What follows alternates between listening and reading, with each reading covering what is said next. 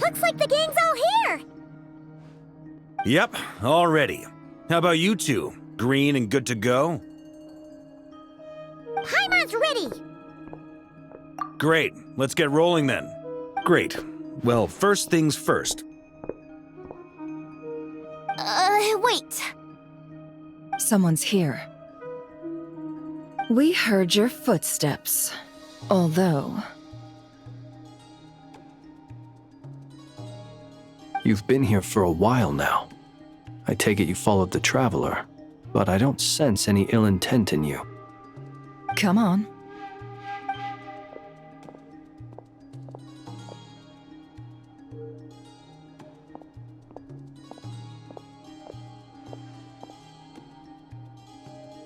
I figured it wouldn't take you long to notice me.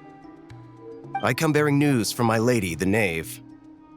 Dottore went through the motions of returning to Snezhnaya, but it was obviously a facade. However, he has not returned to the Kuvaki Experimental Design Bureau, nor has he made an appearance in Nasha Town. Well, in that case, he'll be in his lab way up north. I always wondered why he applied for his own private pad. He was planning this all along. Tell them that Sandrone and I will go on ahead. If they still intend to pursue this matter, they should meet us at the research center in the northern tip of Nodcry. Nice of Columbina's two best friends to think of us. We appreciate the heads up. Our sincere thanks to the Fatui for your aid. Lady Damselette may have left our organization, but at least some of her colleagues remain genuinely concerned for her well-being. Not to mention that the Doctor's increasingly cryptic conduct gives us great cause for alarm. We have crossed swords many times before, but it's not personal. We're just on different sides. We don't lack humanity. And so, as fellow friends of Lady Damselette, it's only right that you should be in the know about this. Arlecchino's situational awareness has saved us a lot of trouble. I'll leave the map here with you. If you do decide to head to the research center, please proceed with caution. And remember, at least while you're in Nodcry, Lady Arlecchino's subordinates are your comrades if you want them to be. This is very accommodating of you. We can't thank you enough. Just doing my duty. I shall take my leave now. If you need us, you'll find us at the Experimental Design Bureau.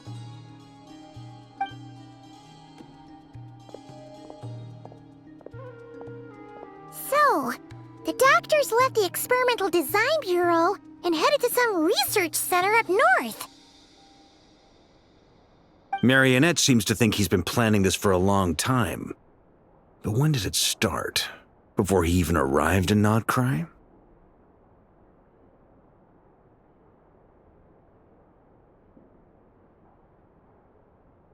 It seems his loyalty to the Tsaritsa is lip service at most. Behind the scenes, he may even be working against her. Whatever his motives, we know that he's decisive and incredibly ruthless. Facing him unprepared would be a recipe for disaster. At this stage, it's difficult to predict his next steps. I suggest we split into two groups. We need some people to stay behind and guard Nasha Town. Well, as much as I'd love to help, infiltrating research labs isn't really my area of expertise.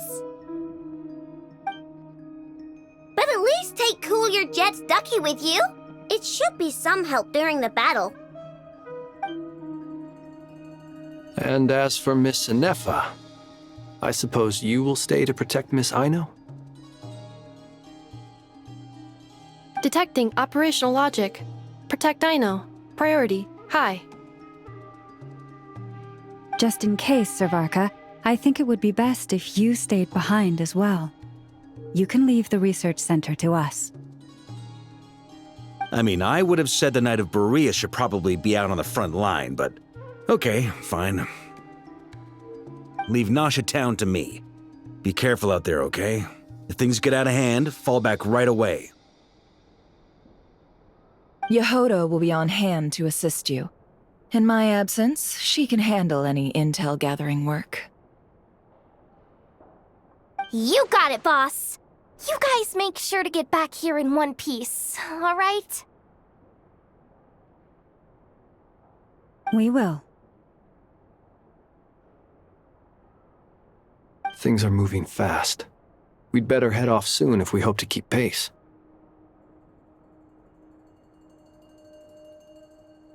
So, it's infiltrate a secret research facility, or... Yeah, alright. Paimon will help out here instead. Sounds like it's gonna be a pretty intense fight. We all have to bring our A-game here. So, anything you need to wrap up before we leave?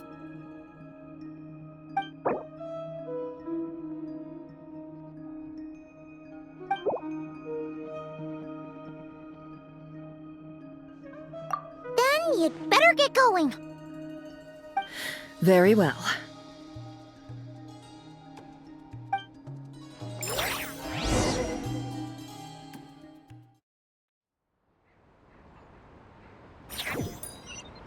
All these broken machines on the ground. Someone got here before us. Could it be Arlecchino and Sandrone?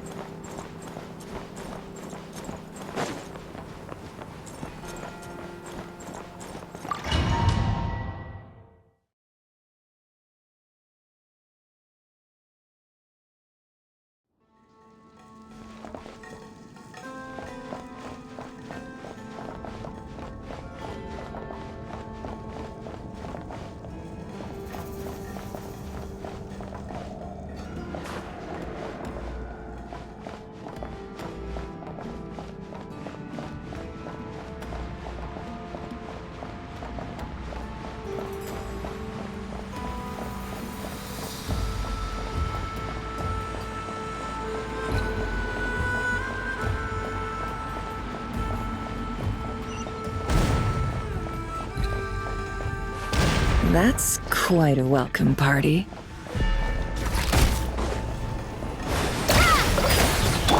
The mystery unravels. Leave this place. Close your eyes.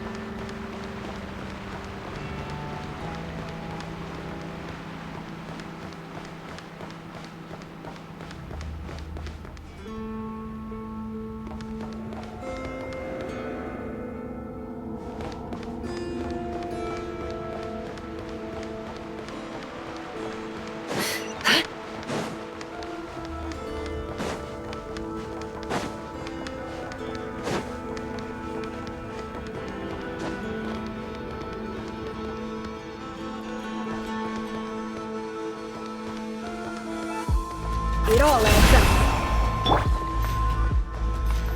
Forest, protect us.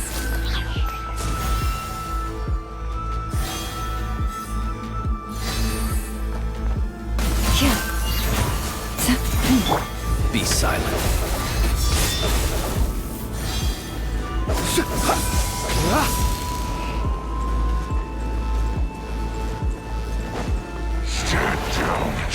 No more lies. Wipe out! Go! You poor lost lamb. Observe.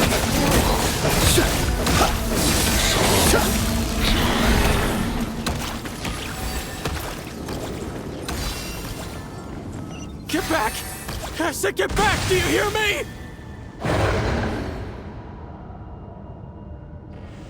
Why isn't it working? No! Don't come any closer! Don't!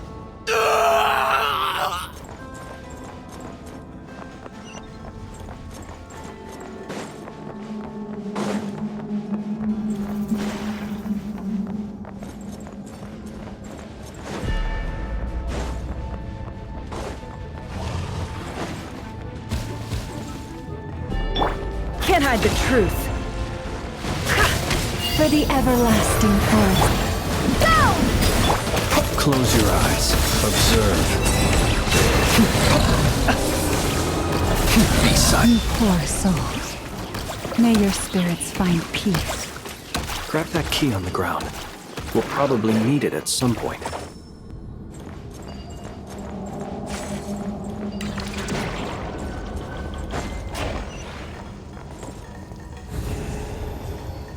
Watch out. There's no way through. Let's go around.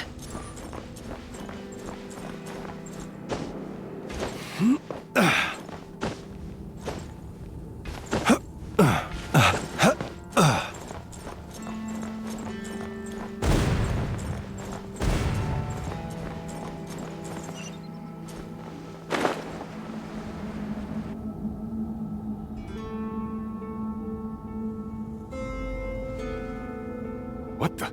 Trespassers? Here? What's wrong with you people? We're looking for the doctor, and we understand he might be here. I see you're fleeing the facility. You looking to settle a score with the doctor?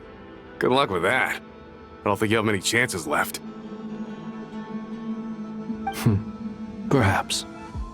But you might have a chance to live if you start talking. 2 other Harbingers had the same idea as you. They're already inside. But what good is it gonna do? The doctor wouldn't do something like this unprepared. Seems to me that you're not too thrilled about being his subordinate.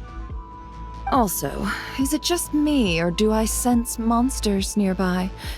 If you'd prefer their company to ours, that can easily be arranged. We need to know what the doctor is up to. Please, if you know anything at all, tell me. This is about more than us versus the doctor. His actions could have consequences for all of Nodcry. And perhaps even your homeland, Snezhnaya.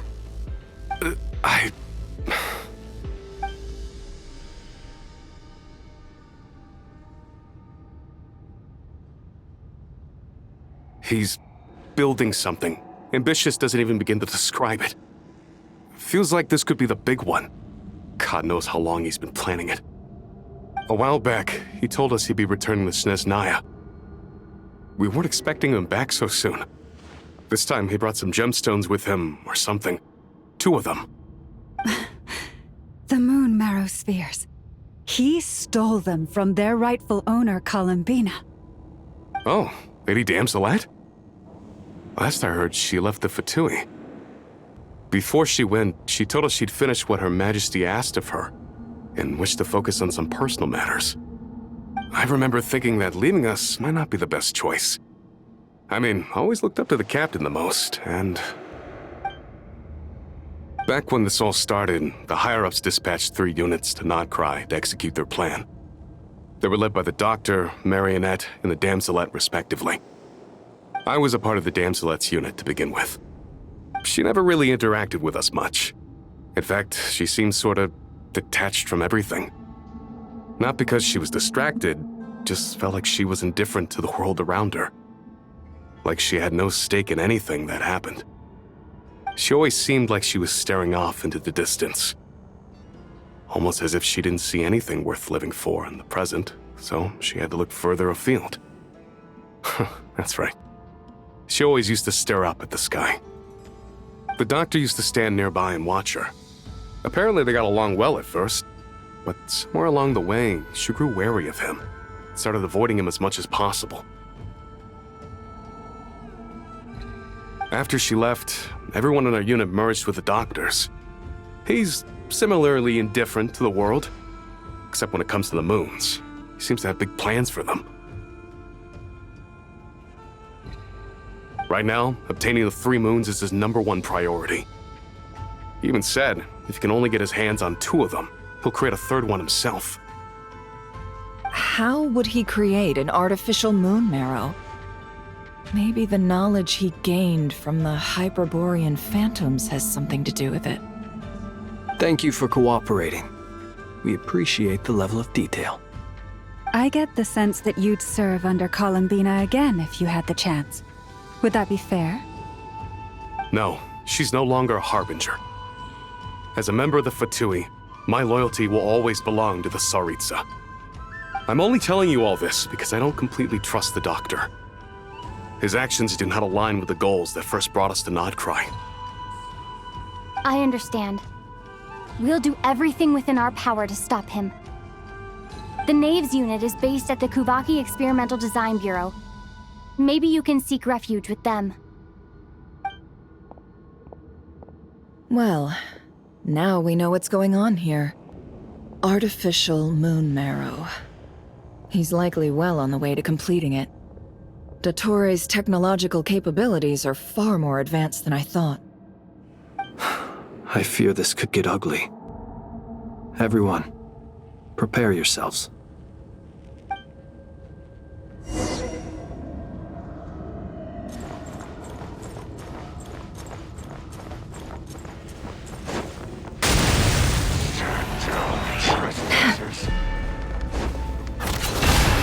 Seek within! Forest, protect. Observe. Fear the dark. Be silent to dust.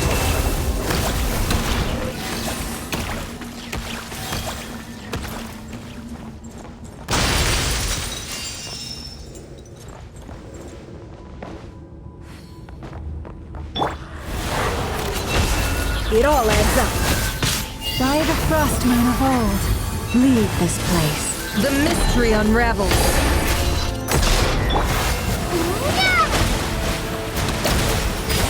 Observe. Close your eyes to dust.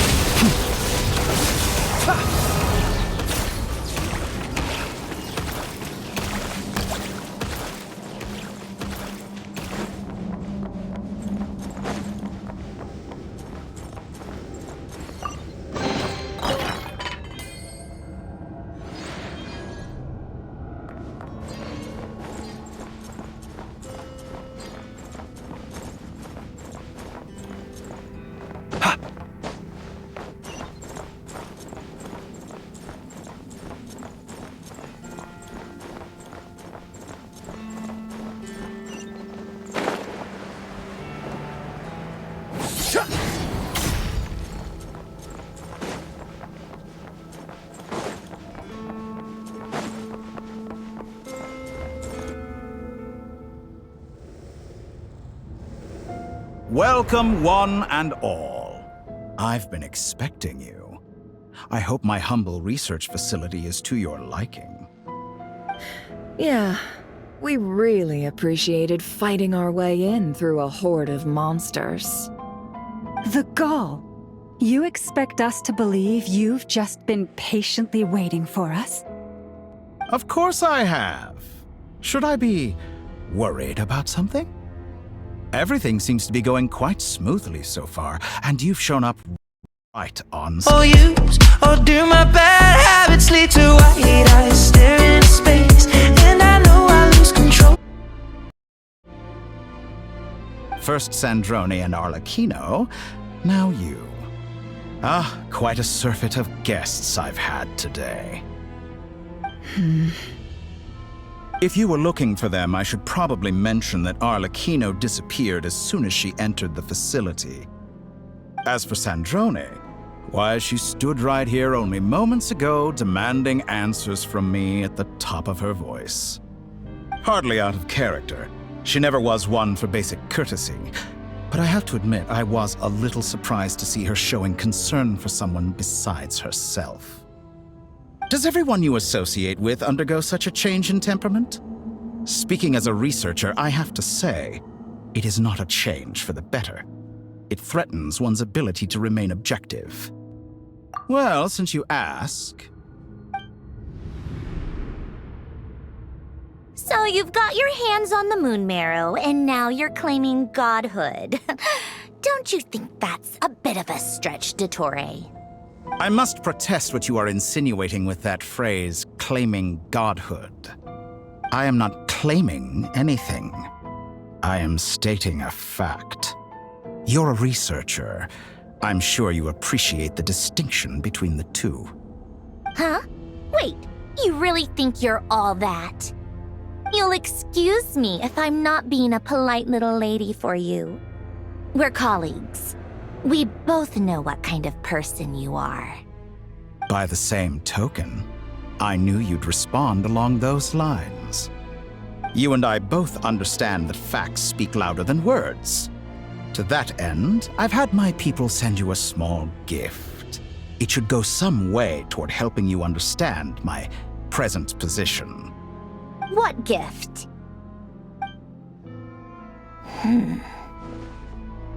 Where have all your troops gone? Who knows? Perhaps they are already marching toward a new world, following in the footsteps of an unknown god. As vulgar and arrogant as you may be, dear Sandrone, I have no intention of taking out my displeasure on your subordinates. They will enjoy equal rights to my own. You sent your people to the Experimental Design Bureau? That's the Tsaritsa's property. Yes, and I am very mindful of Her Majesty's instructions. But you know full well that they do not conflict with my present goals. In which case, all I'm doing is conducting another one of my experiments. Is there a problem with that? Now then, you have a judgment call to make. Am I simply lying to stall you? Or is it possible that every word I am saying is the truth? In which case, your subordinates really are in danger. So now you've turned on fellow Fatui soldiers. You're completely insane. I have set a new rule for myself. Each person gets one chance. Naturally, that includes you, Sandrone. If you wish to leave, I won't stop you. We are colleagues, after all. Scumbag!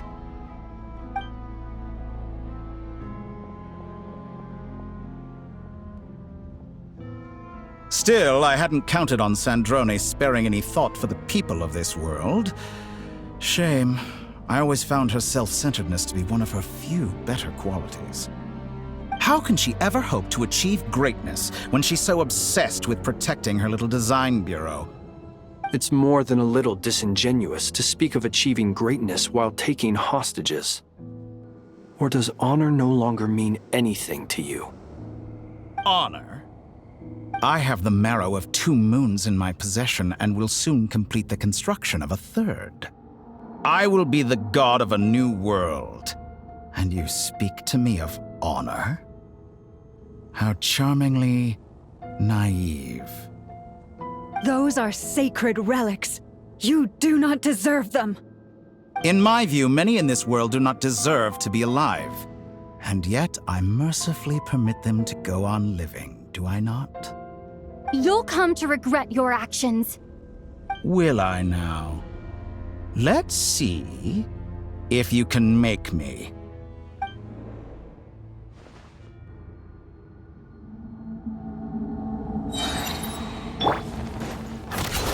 The deception ends here.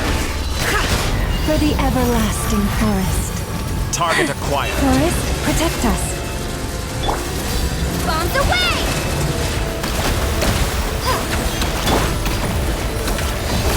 Be silent. Fear the dark. Night falls. No more lies. Can't hide the truth. You poor lost. Get lost. Observe. Do you fear the dark?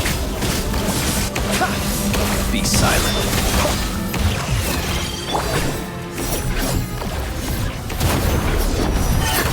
Arlecchino. Thanks for the assistance. Arlecchino. They see you as an ally. What a farce. You're clearly here to destroy my research, not me. I say your research is more valuable than your life. Am I wrong? Like a reflector. Is that the best you can do? This is where it's from. Laid bare. Your actions betray your fear of me. Is that the best you can do? Can't hide the truth.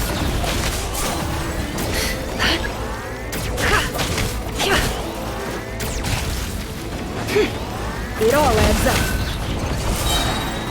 Is this all it takes to tire you? Can't hide the truth. The mystery unravels. By the frostmoon of old, you poor lost lamb. Observe. Your actions betray your fear of me. Go! Overruled. How's this?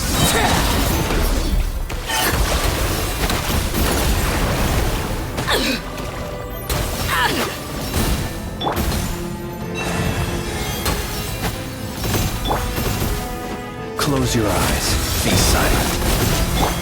It all adds up. No more lies. Is that the For the best you can everlasting do? forest, leave this place. The deception ends here. Witness my wrath. Dottore is too powerful with the artificial moon marrow in his arsenal. Fighting him is futile. Quickly!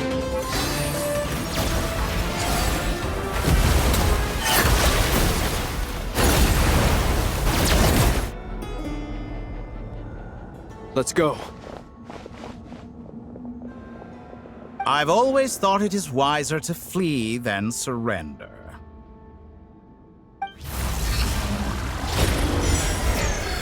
Watch out! What the? Forget about me! You should... Where's the traveler?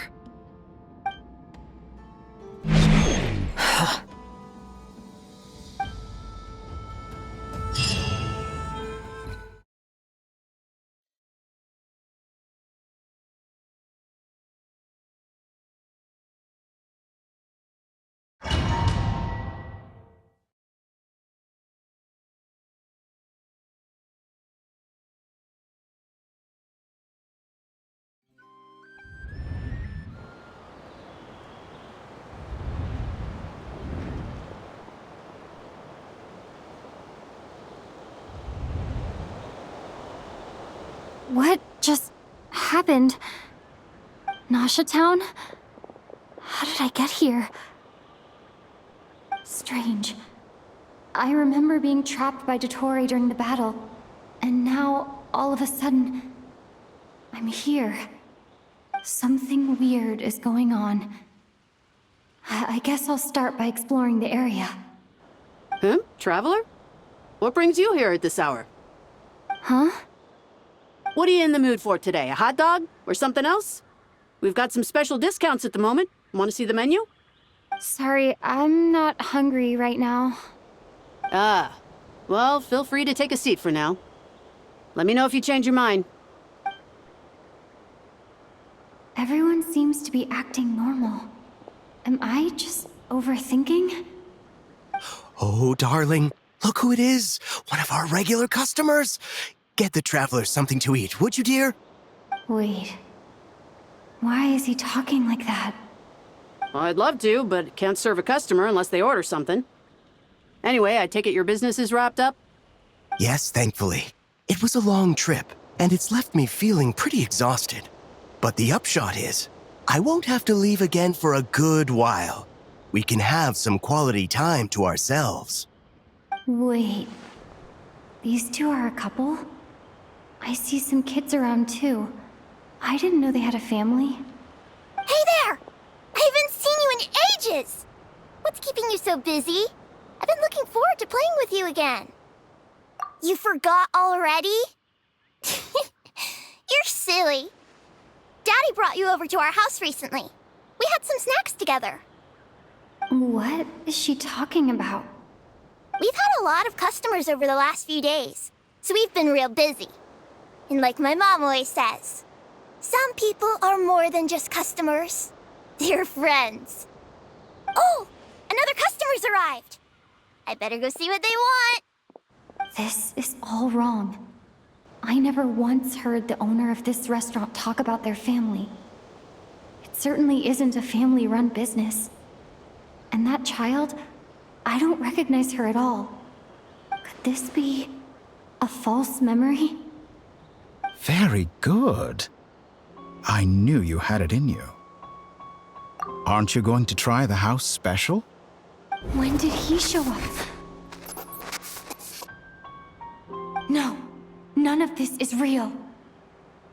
You don't seem to like it here. That's fine. We can change venues.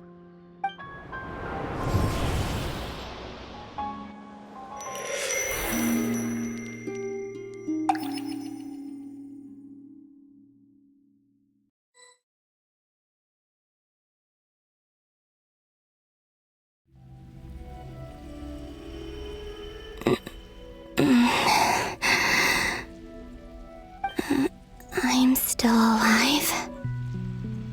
Where is this place? It took all my strength to open the moon gate, and then I leapt into it. So this is the moon's reflection? The mysterious realm beyond the gate?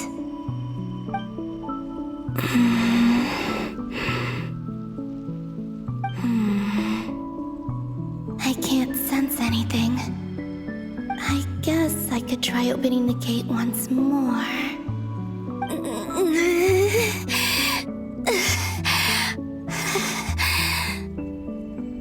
No response. Maybe this space can't be opened from inside. If this was the space that killed both Revier and his lover, then why am I unscathed? Or... no, I'm not unscathed. Even the air here feels frozen in place. There is nothing here with which I can restore my power. I should conserve my strength and proceed with caution. I don't believe Dotori's scheming will stop just because I escaped. If there is any chance that I can get back to the others, any chance at all, I must return.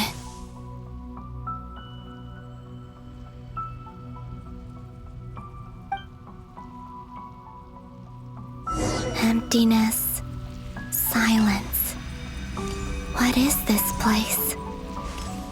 Or maybe the real question is, what is it for? What's this? Looks like it responds to my power.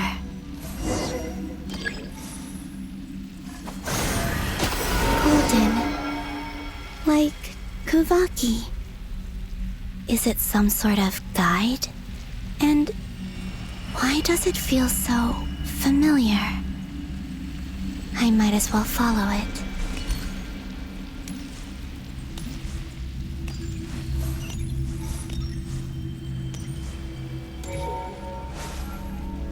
Where does this lead?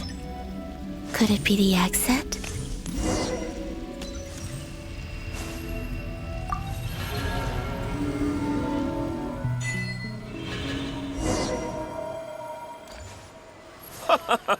Welcome home, Moon Goddess. Is this Nasha Town? But isn't Moonbriar Night over already?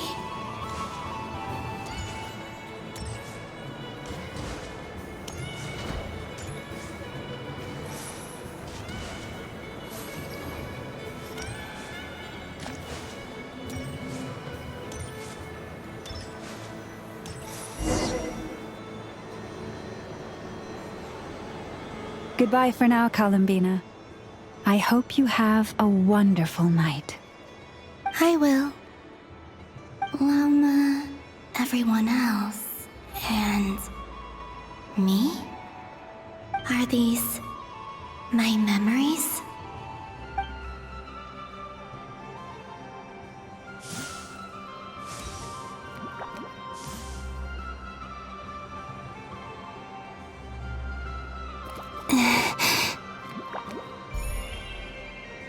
I can't touch them. It's as if we're separated by some impenetrable power.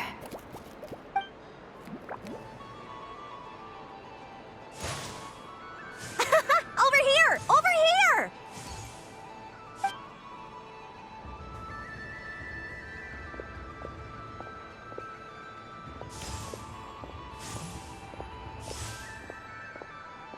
But the people in these memories pass right through me. just like when I disappeared. If only I had known what would come to pass after that. Even so, I should still take a look around. Just being back here, it gives me the strength to keep going.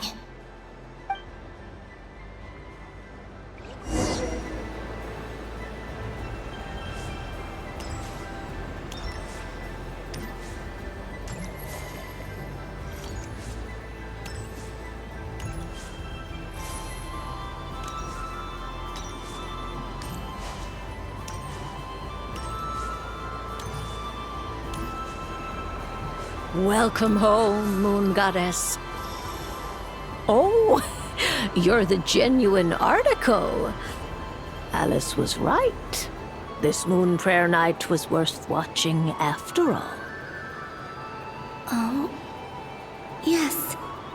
That was the fortune-telling stall run by Barbeloth from the Hexen Circle.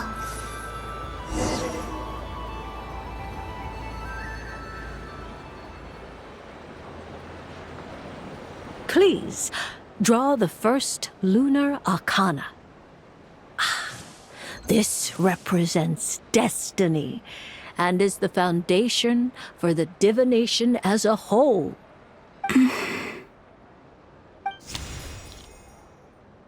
My destiny. I believe the card I drew was the moon. Now that I think about it, Barbeloth's divination was absolutely right. It's almost time to draw the last card. The one that represents the future.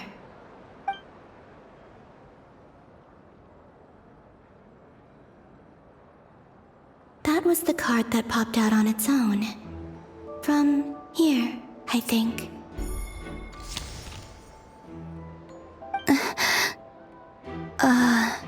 Kuvaki Pulse? What? Fascinating. I've never encountered this before in my role as a diviner. What's going on? Did that card leave the deck? Because of my influence? All I did was try to touch it, and then... Maybe this memory space is not untouchable after all. Are there weak points in the barrier? Or... is it possible that there's more to this space than my memories alone? This card is death. I need to get to the bottom of this. I'll try touching something else.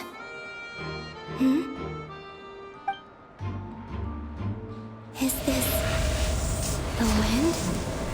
No, it's gravity. It's pulling me outwards. No, Traveler!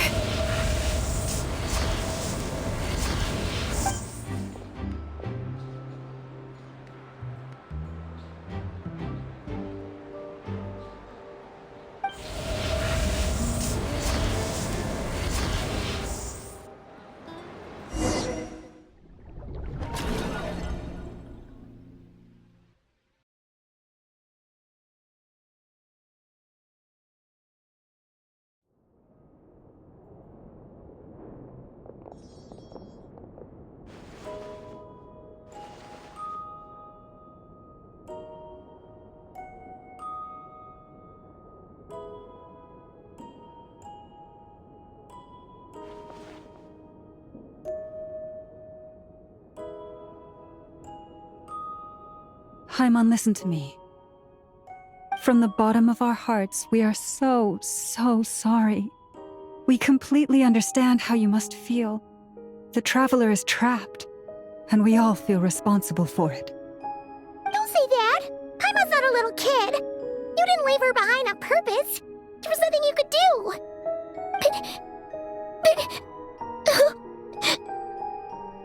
She's all alone in there! What if something happens to her? What are we gonna do then? We've barely spent any time apart since we met. Is she gonna die? We must find a way to rescue her. We were all involved in the operation where she was captured, and we do not abandon our comrades. That being said, it won't be easy. Through conversation with the others on our return, we've arrived at a basic idea of what we're up against.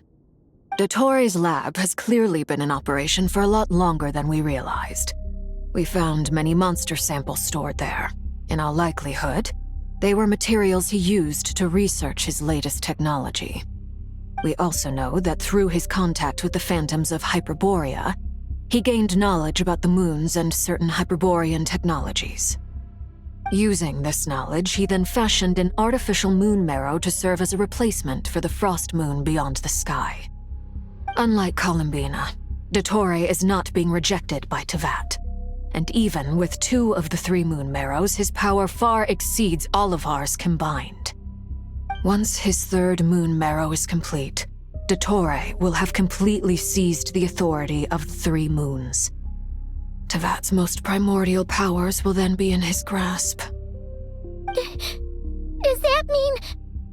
I'm afraid so. No one could have predicted this level of insanity. Not even from Dottore. And unfortunately, his insanity is coupled with an intellect and ambition that not even his peers in the Fatui can match. This is dire. Sounds like the world is done for. The 3 moons' authority can influence the very fabric of time and space. I dare not imagine what a monster like him would do with that kind of power. The trouble's already begun, I'm afraid. On our way back, we discovered that part of Nodcry is being enveloped by an unknown energy. We cannot ascertain what is happening inside. I'm convinced this is Dottore's doing. Not that there's any way to prove it. The issue is, we have no idea what his intentions are. The only thing more frustrating than facing down evil is knowing that it will surely come, but not knowing when. The doctor is guilty of numerous crimes at Mondstadt as well. One of our knights, well, former knights. His father was murdered by Dottore. His ideology and methodology are a danger to everything in his path, from individuals to entire nations. He does not feel guilt, even when he acts against his own people. He doesn't see them as his own people, that's why. People like him see everyone else as beneath them. Right. He views other people only in terms of how they can benefit him. That's the basis of all his social connections. Granted, he's hardly the only harbinger to pursue their own interests. We all do. And Her Majesty is gracious enough to permit it. Still, her mercy has its limits. Dottore's actions have gone beyond even what the Fatui could have imagined. Usurping divine authority to become a god. For a servant of the Tsaritsa, that goes beyond being disloyal. It's treason of the highest order. We can't expect him to heed the Tsaritsa's will once he gains the 3 moons' authority. Even we harbingers consider him the most self-interested among us. Poor Traveler! Of all the people to get caught by... We have to go save her! Right now! Please! We gotta find a way! Paimon, I promise you, we are with you all the way. I get how you feel. I do. But it's gonna take more than strong emotions to take down an enemy like Dottore. What we need now is more information. Right. We can't even guarantee he's still at his research center. Before we can think about mounting a rescue operation, we need to confirm the Traveler's location. I'll find a way. Paimon knows, but... She's so scared. If anything happens to the Traveler... She might be the strongest person Paimon knows, but she's still human. She feels pain and bleeds just like anyone else. Then think things through before you stick your neck out. Unless you want to lose your head. Sandrone. Miss Sandrone, you're okay? Put the stuff over there, and be gentle with it. Am I okay? As you can see, I've had to move my whole livelihood out of the Experimental Design Bureau. It's been swallowed up by Dottore's energy field. If I'd left it any longer, I probably would have gotten stuck there. Ugh, Dottore always goes a little loco when he finds a shiny new toy. Not that he'd ever admit that. But this time, he's gone full psycho.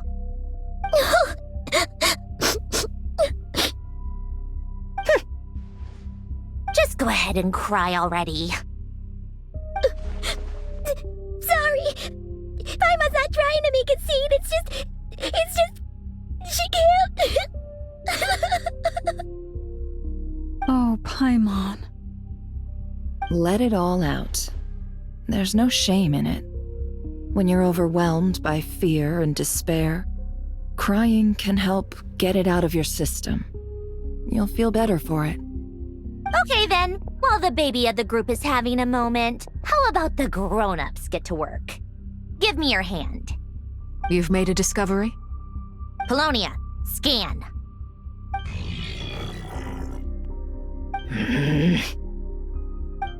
You, hand, now. Oh, I thought you'd never ask, my lady. Curses! You're next, then you.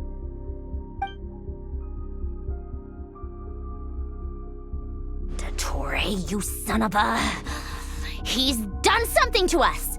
Everyone who entered his research center has been implanted with some sort of curse. I don't feel anything unusual at the moment.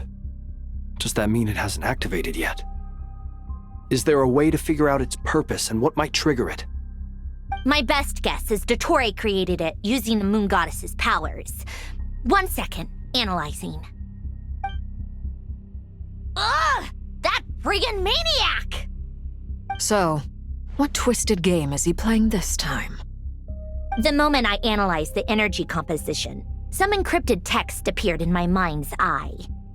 And when I deciphered it according to the Fatui standard encryption protocol, I got the following message. Feel free to run, or you will perish in nod cry. He's mocking us. Yep, he loves to toy with people. Only in this case, there might be more to it. But I didn't detect any murderous intent or malice either in the message or the curse's energy. As if this is him at his least malicious. Or perhaps all people are cowards in his eyes. Maybe he thinks the threat alone will be effective. What a despicable person. And he has the Traveler in his grasp. If I may, as unhinged as Dottore may be, he has always exercised great patience with the objects of his interest. I remember a comment he made when we first arrived in Nodcry. He said, "This world is, on the whole, an exceedingly dull place. But at least there are a few intriguing features, such as the gods, or the Traveler.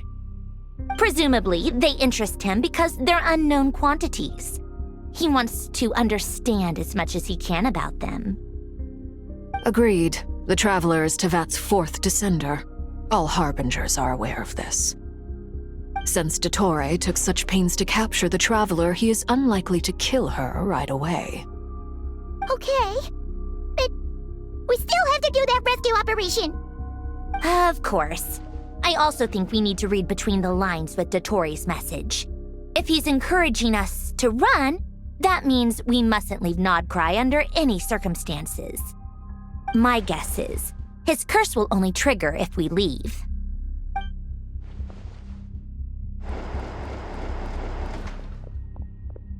We've discovered multiple energy fields.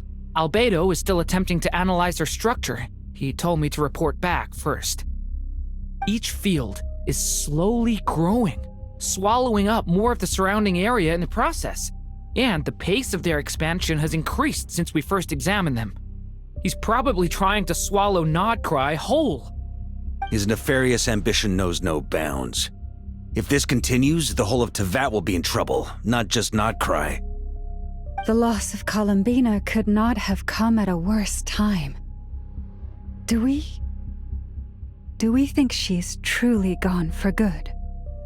She entered the space beyond the Moon Gate. knowing what became of Rerir and Thalindus. I'm sorry, but I fear the odds aren't good. Don't be ridiculous. If I know her, she's busy finding a way back as we speak just so she can annoy me. She isn't dead. Whatever has become of her, the fact remains that we are two comrades short on the eve of a decisive battle. We need to find out the Traveler's location. But there is also other work to be done. Agreed. Whatever Dottore planning, we have to get the local populace somewhere safe. So, as well as a rescue mission, we have to organize a mass evacuation at the same time. It would be best if someone could approach leaders of neighboring nations and negotiate emergency asylum for Nodcry's inhabitants. Can anyone handle that? Snezhnaya is one option. I'll see what I can do. Does it be so much easier if the Traveler is here? No! Stop thinking like that, Paimon. Paimon will join you. She's pretty well connected thanks to the Traveler. Maybe it'll come in handy. Either way, that's what the Traveler would do if she was here.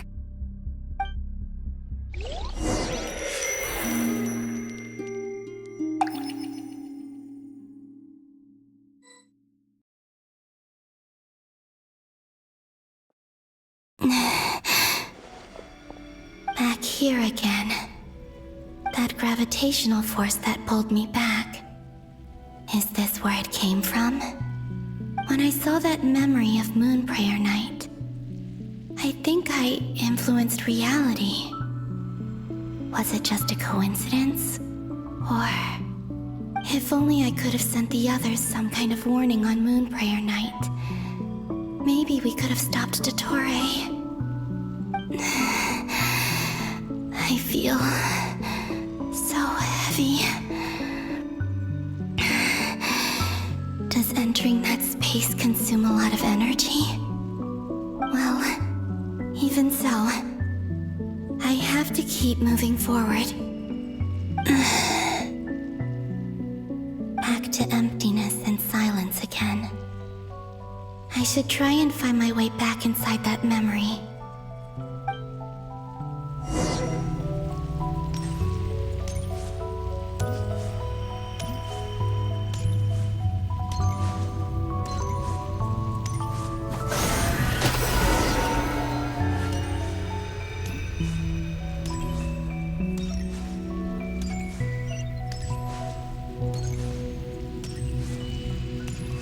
Entrance from last time isn't showing up. What am I missing? Looks like I need to gather these scattered fragments.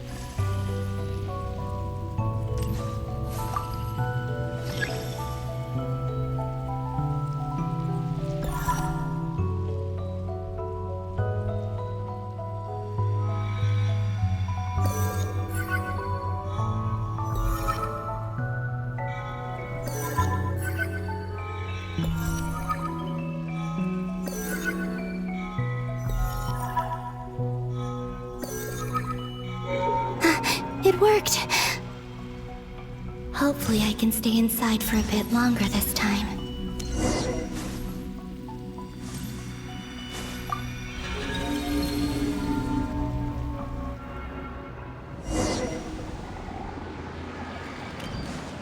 Ad Astra Abyssosk. Welcome to the Adventurers Guild. What? This doesn't look like Moon Prayer Night.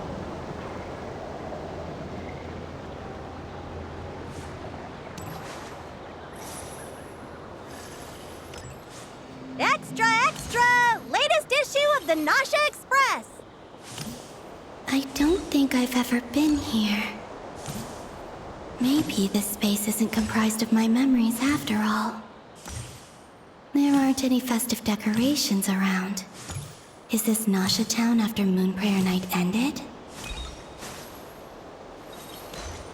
Did Dottore plan not affect the town?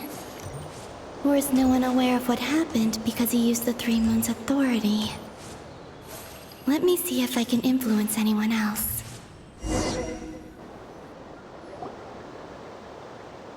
So, what do we do next?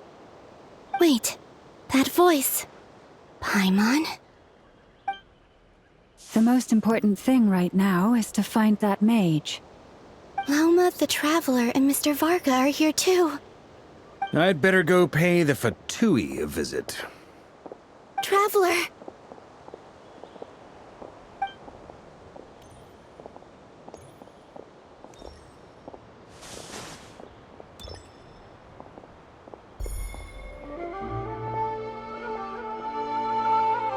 Huh?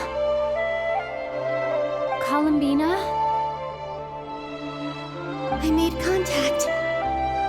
It's me, Columbina. Huh?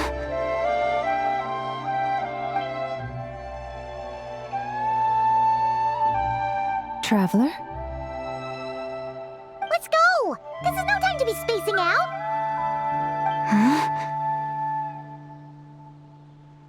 Huh? Wait a moment. This has happened before. This is what happened when I disappeared. I stood right over there, thinking that no one would ever find me again. It was only when she called my name that I decided to follow them. But did she turn around because she sensed my touch just now? Is it really possible that from in here, I can change the past? If I keep following them, maybe... Huh? It's that gravity again.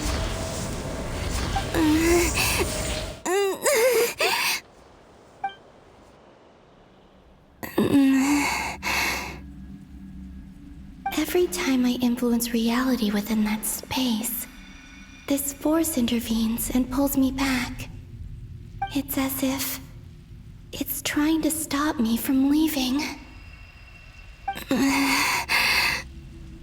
I'm getting weaker and weaker. I'll just have to try another approach next time. Come on, Columbina. Keep going. You have to tell everyone what happened.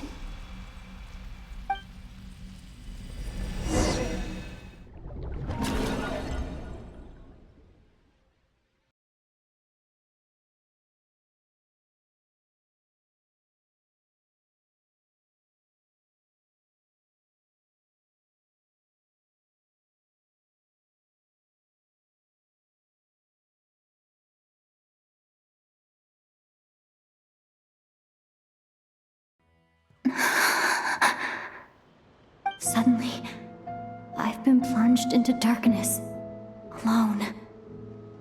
It feels strange, as if something has grabbed hold of me. Is Dottore now powerful enough to interfere with space itself? Look at you, standing so still in total silence. I almost didn't recognize you. Hello there, traveler. He seems to be in a good mood. Wait, what's that behind him? Ah, so you noticed. This is the completed trilune. 2 primordial moon marrows and 1 artificial specimen. You are wary of it. Good. Maintain that reverence. You performed well in that recent battle. Brave and reckless as always. Courage is the sign of a true hero, and impulsiveness is the hallmark of those who strive to advance. I say this not to belittle you. Most creatures are far more timid by comparison. 3 moon marrows. Does that mean the artificial one is now complete too? Well spotted. What do you think? For a replica I built myself, I dare say it looks the part. Dottore, are you planting illusions in my mind? I have no interest in fooling your eyes. On the contrary, I hope to show you the true essence of all that you see before you. Is this not a beautiful city?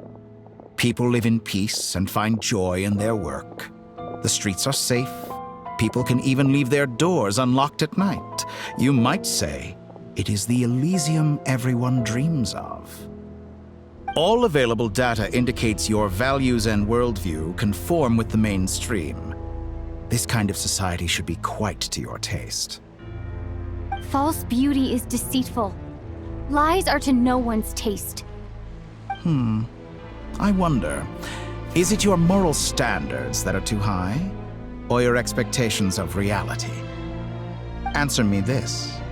If someone existed in a sweet dream from the moment they were born, a dream in which they never once felt pain, which do you think they would consider superior?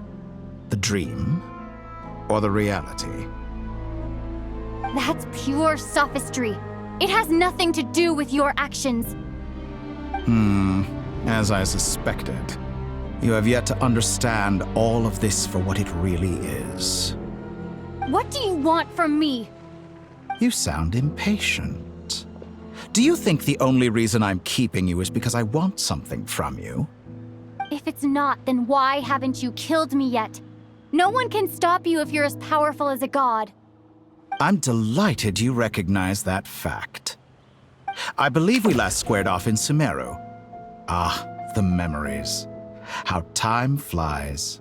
You and I have both grown. I'm not surprised that Arlecchino and Sandrone worked with you. You've always a way of slowly but surely ingratiating yourself with all levels of society. People laud you as a hero, but I suspect there's more to it than that. Oh, but to be clear, I don't say that to flatter you. Do you always give your opponent an appraisal before you deal the final blow? Call it a long-time habit. I'm a researcher, and one of my duties is to give an objective assessment of my subjects. But you misunderstand. We are not opponents. Not at this moment. I just want to talk. Think back to Tartaglia, Arlecchino, Capitano, Colombina, and now even Sandrone.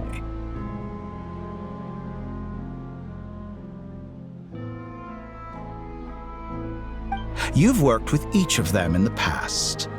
I believe you can work with me as well. What makes you so sure? Well, why not? Should the good associate only with the good and the bad befriend only the bad? I like to think we could have a more mature relationship than that. Surely you don't think all your relationships are grounded in friendship or shared ideals? People come together because it benefits them to do so. If you think of the people you admire, you must surely admit that they have provided some benefit to you. Morality, ambition, dreams. People have plenty of words to embellish the nature of their relationships.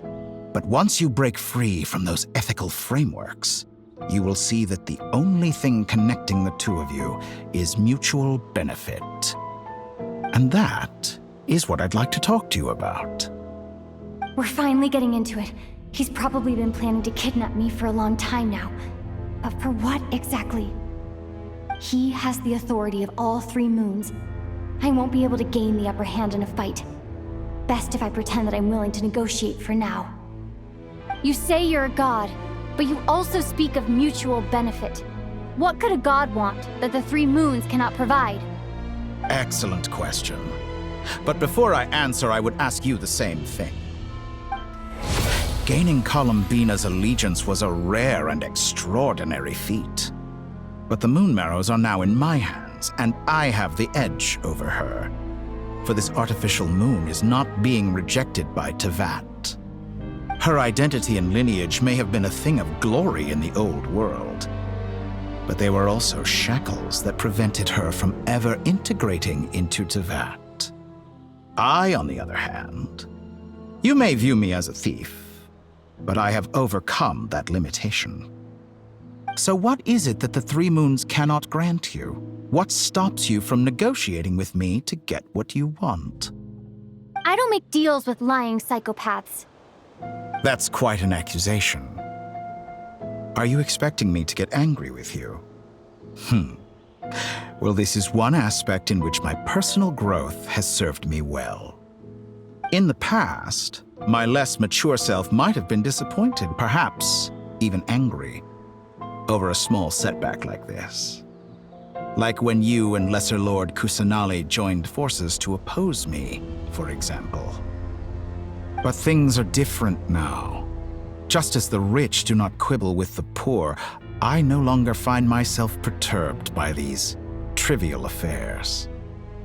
Human relationships end with conflicts of emotions and interests. But relations between humans and gods are different. And ours is even more unique.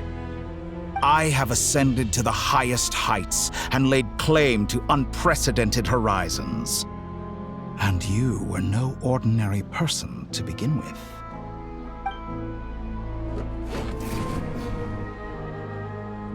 Allow me to show you the world, Descender.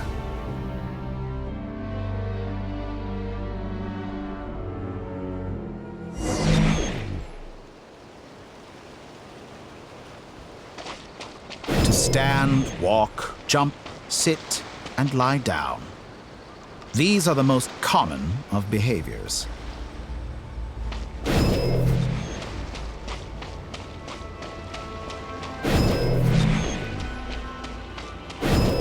Have you ever wondered why we were born following such laws?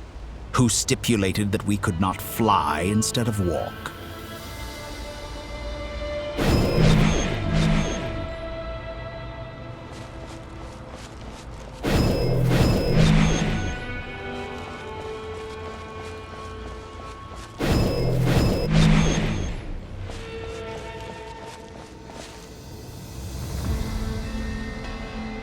Someone of your talent and experience must surely know of the four great rulers who serve the heavenly principles. They govern life, death, time, and space. One wounded by a blade will die from blood loss or infection, and one who falls into a lake will drown in agony. The elderly wallow in solitude, and the solitary age faster. Eventually, new life is born, only to embark on the same path of suffering. These four divisions anchor the world and shackle those who live in it. But they themselves transcend its boundaries, squandering the power bestowed by the heavens. All who live yearn for equality, but unless the gods prostrate themselves and profess that they are mere servants of the living, equality can never exist. Who makes the rules we must live by? Who has the right to restrict us?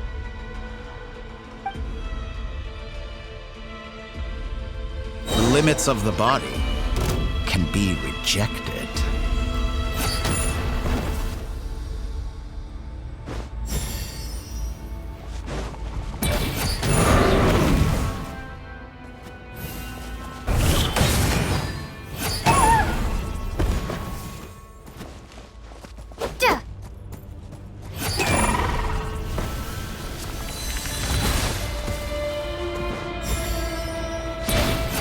How does it feel to be among those with absolute power?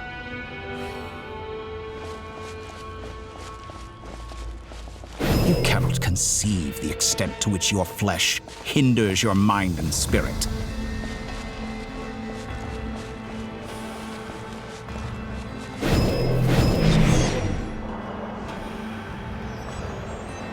Only by discarding our useless, primitive eyes can we perceive a new world.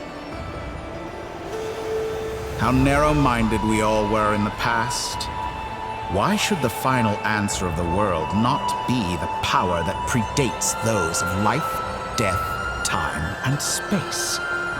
The power of the Trilune. Through it, I have glimpsed new experimental possibilities. Nature suppressed, authority exiled, souls controlled.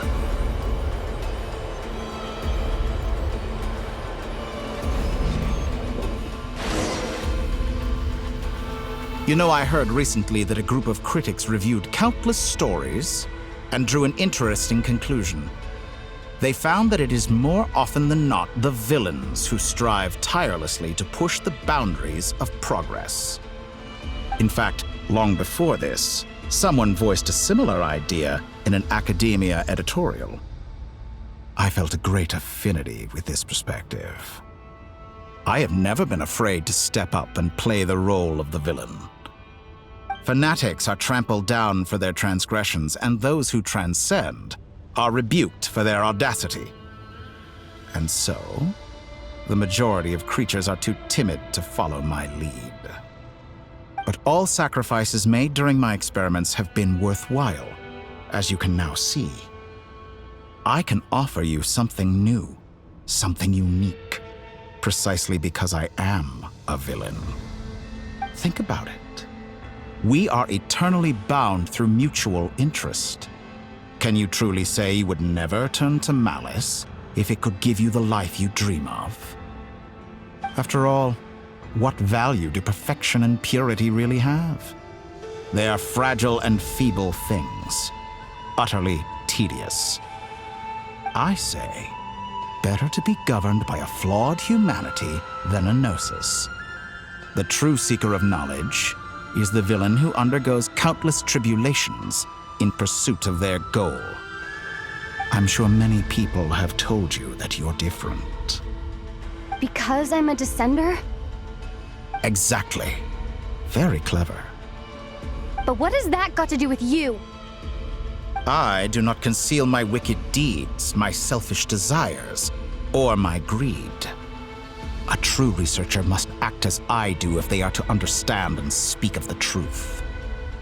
And yet, a knowledge seeker like myself will inevitably grow tired of studying Tevat beyond a point. You have traveled to all corners of the world and met many people. Along the way, there have been moments when you were misunderstood or even became a wanted criminal. And all the while, you have spent your days doing some of the most mundane jobs in the world.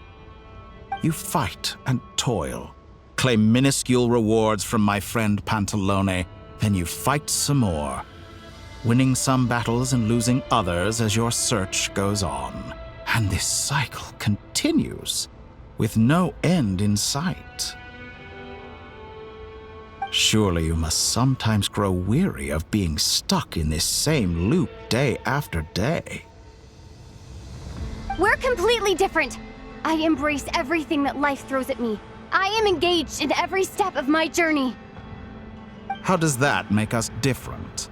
I too embrace what life brings, researching everything that interests me. Think of all the novel things I've managed to create, like the artificial moon marrow. Don't you see? As unique a specimen as she was, even Columbina is not irreplaceable. Take that back! She's gone because of your actions! I didn't say that to anger you. Though admittedly, I don't see what there is to be angry about. Anything Columbina could do for you, I can do better. I know what your ultimate goal is.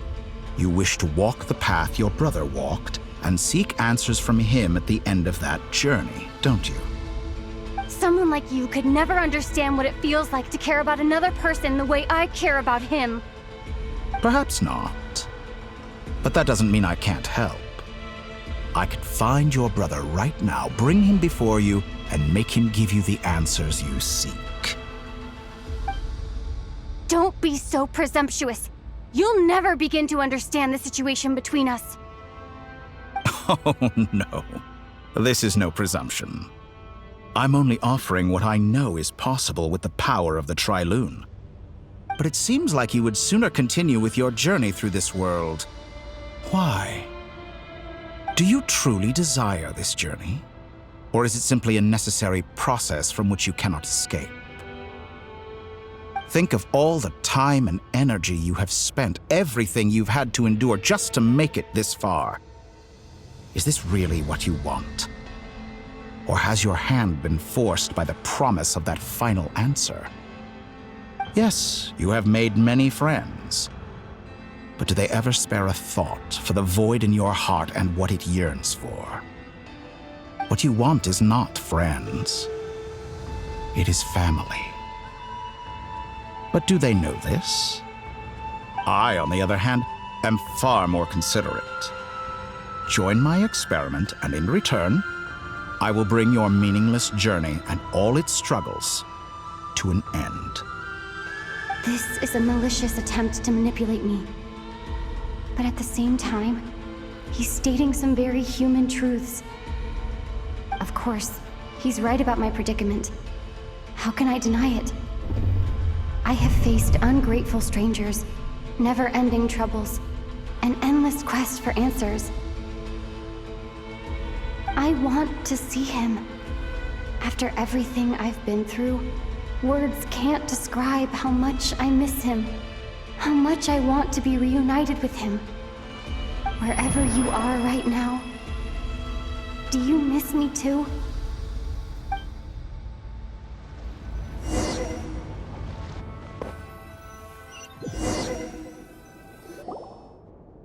All right, everyone. Our next mission is clear. We need to contact all the major organizations, explain the situation to the public, and then begin the evacuation. The residents of Notcry are quite dispersed. The two most populated areas are the Southern Isles and Pyramida. Miss Lauma, I will leave Hisi Island and Nasha Town in your hands. I will liaise with the Fatui and Pyramida. Agreed. We will reach out to Natlan and Snezhnaya. Anyone found north of the Experimental Design Bureau should follow the Fatui to Snezhnaya. As for those dwelling south of that line, I will ask the Voynich Guild to help persuade them to leave. Then I, Mr. Varka, and the Frostmoon Scions will escort them to Natlan. The Voynich Guild has dealings with the Curatorium of Secrets. I will send them a letter vouching for your credibility. Yehoda, you should help Lauma. This is too big of a task for one person. My wish has come true. You're willingly lending me your most capable employee for the day. Well, good for you if all this only takes a day. Of course, if it takes any longer, I'll be charging a fee. Boss, wait! Don't I get a say in this? Oh, I'm sorry. Something to add, Yehoda? Well, no one's more important to me than you, boss. And remember how Lauma healed your eyes after that big battle? I think that's worth at least 2 or 3 days' work for the Frostmoon Scions. Are you completely incapable of acting in your own self-interest? Or do you simply devalue your own labor? Are you sure you don't want to come with us? Who will see to our other work if we're all busy evacuating residents? Sandrone insists that Columbina is still alive, and we have a traveler to rescue. There's much to be done. But boss, I'm just worried that... Well, Nefer, I'll link up with you once my tasks are complete. What makes you think I'd need you to do that? I'll need it. And considering the way you approach certain matters, I think you'll be better off with me present. That's quite enough. Just focus on your work first. I bet we're in for an uphill battle here. But we can help out too. Inefa and I are gonna help Nasha Town's residents carry their stuff. Loading schedule. Store essential local research data and technology samples, then escort the people to Natlan. Understood. I will execute this to the best of my abilities. Great stuff. Thank you, ladies. I've contacted the Lightkeepers. A colleague of mine will join us shortly. I will persuade them to conduct a thorough search of the region to ensure that no civilians get left behind. As for me, I guess I'll be making an early return to Sumeru. I think it's important that someone informs the Dendro Archon of what's going on in Notcry.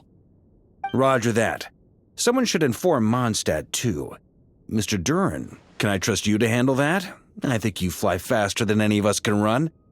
As an added incentive, get there fast enough and I'll see about getting your gliding exam waived. Really? Ha! Mission accepted, sir.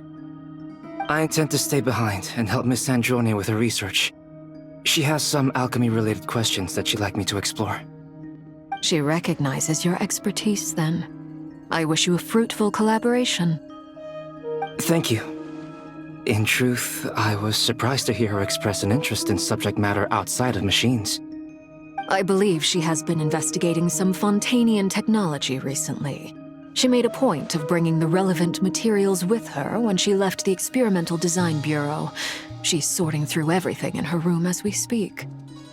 I should mention that we have one other friend who isn't present. He hasn't made his position in all of this clear. But if we know anything about him, he's likely investigating on his own. Paimon's been very quiet today. But I know how close she and the Traveler are with the Natlanese. She should come with us to the border. Okay. Paimon will do her best. Make sure to heed Sandrone's warning. Many of us have been cursed by Dottore. As such, under no circumstances should anyone cross national borders. Remain within Nodcry. That aside, personally I have faith in Columbina. Things look grim, sure, but who knows how it'll play out. Same goes for rescuing the Traveler. Both of them are important allies and friends. We'll be counting on you to gather intel on them, Miss Nefer. Oh, wonderful. You're all here. That voice again! Nicole? Whoa, that was loud! And it came out of nowhere. So mysterious. Sorry, this is the only way I can speak to you all right now. Please accept my apology. Anyway, time is short. I'll cut to the chase. We're still facing quite a catastrophe here at the world's borders. Alice has roped in every Hexenzirkel member she can get a hold of. Except for me.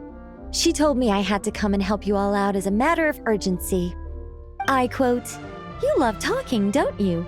Well, now it's finally your time to shine. Take these. Make sure the whole party gets one each. You'll be in charge of making sure everyone stays connected." Huh? Is this a Dodo communication device? Scanning. Unknown device. Analyzing. Unknown device. Conclusion. Cute. Affirmative. It is cute and good. I believe that I quite like it. This is no ordinary Dodo communication device. It's my very own special modified version, specifically... sorry. I almost went off on another tangent there. Anyway, help yourselves. It will allow us to communicate over long distances within Nodcry. No more worrying about shuttling messages back and forth. What astounding technology. Am I right in assuming that it relies on your personal abilities to function, Miss Nicole? Yes, exactly. Right on cue, Albedo. I'd love to brag to you all about how it all works. But no, next time. Anyway, I'll be right with you all, serving as a communication hub. That's all from me. Head off as soon as you're ready. I'll be staying here to keep watch, and I'll be sending you my blessings.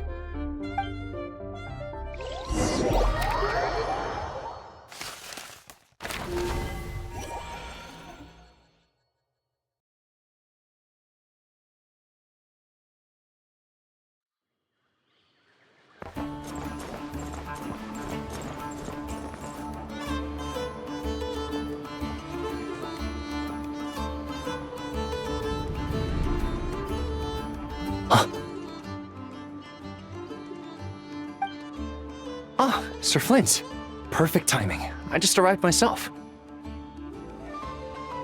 You are most considerate, Master Ilua.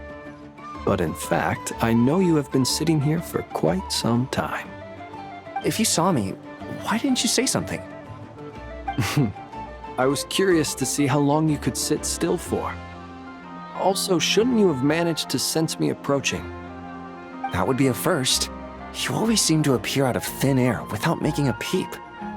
Also, how many times do I have to tell you not to address me as master? I don't qualify. I beg to differ. Why should a young man so well versed in social graces as yourself not be worthy of that title?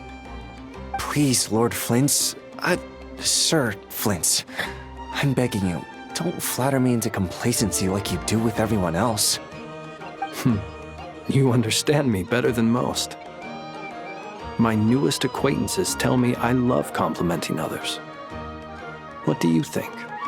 I think they don't understand why you do it. You just love puffing people up till they're a big, happy ball of hot air that floats away into the sky. In all sincerity, I can only hope that they bring good tidings when they come back down to Earth. Is the situation that bad? We just held a strategy meeting. Let me fill you in.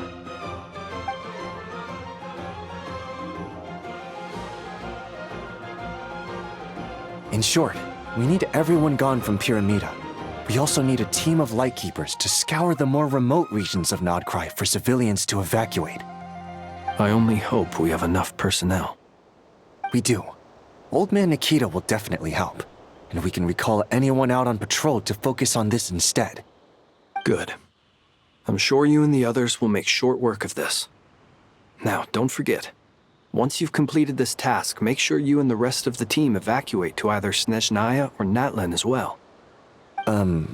Flint? If you've got something to say, Master Ilua, why not guess what I'm thinking right now? You mentioned that you have something else to deal with later. How difficult is it going to be? I doubt it will be easy. I know you're a lightkeeper, and it's your duty to protect others in times of crisis. But I have a feeling that you'll be walking into grave danger. However bad things have gotten in the past, Nodcry has never faced a mass evacuation before. But from the sounds of it, you don't intend to come with us.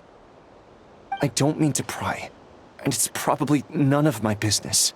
But whatever it is you're intending, you don't have to go through with it, you know. I've been afflicted with some sort of curse, and I'm told it may well trigger if I set foot outside of Nodcry. As such, I cannot leave. I have to act, if for no other reason than to fight this curse. What? No. Why? Why would anyone want to curse you? There are plenty of people out there willing to trample over others in pursuit of their own goals. Frankly, Sir Flint, I am furious. You're making light of what is an incredibly serious situation. Indeed I am. And? And what? I told you I'm furious about this. Nothing I can do about it, I'm afraid. Things happen, and we just have to deal with them. If you find yourself feeling angry, perhaps start by drinking a big glass of water. Hey, you mean you're completely unmoved by my anger? I'm devastated. Then allow me to express my sincerest regret. Come by the lighthouse sometime. We'll catch ourselves a few fish, have a little barbecue, play some cards, and bask in the sun. Maybe I need to spell this out. Lean in a little, Flint. Oh my, this doesn't bode well.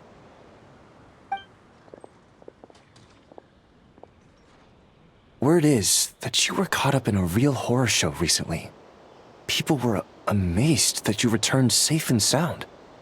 They've been debating whether you're even human. I've returned safe and sound from plenty of crises. When you say people, do you mean other people? Or do you just mean you? Fine. I'll be frank. You're not human, are you? Heavens. Now that's a horrifying thought. You know what? Forget it. We'll revisit this once it's all over. A sound plan. Albeit a little ominous sounding. Just promise me you'll come back in one piece, all right? For you, Master Ilua. How could I refuse? Also, please pass my regards on to our colleagues. Tell them, thank you all for your assistance. Please put safety first as you proceed with the operation.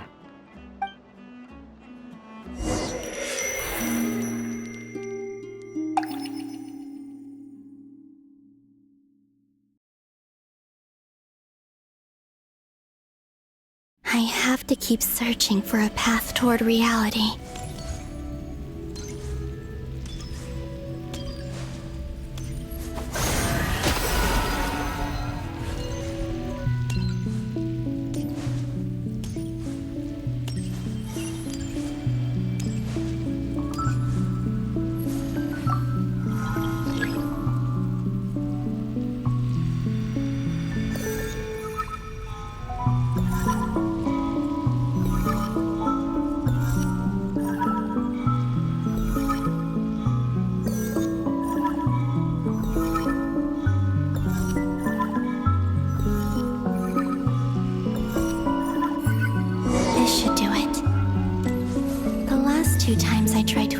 Reality in this space.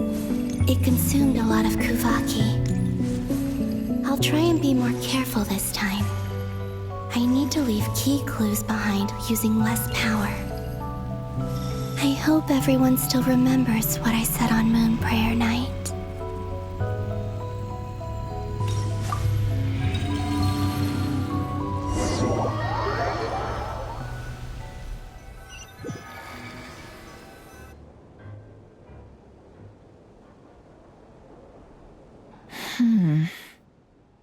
Nothing here either.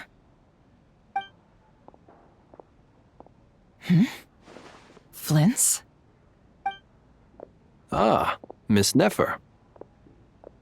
What are you doing here? Unless... I just spoke with Ilua about arrangements for the search and came for a walk nearby. As for you, why would... It appears we think along similar lines. And neither of us likes to accept things at face value. As well as figuring out how to gather intel on the Traveler, I wanted to confirm some of my own suspicions.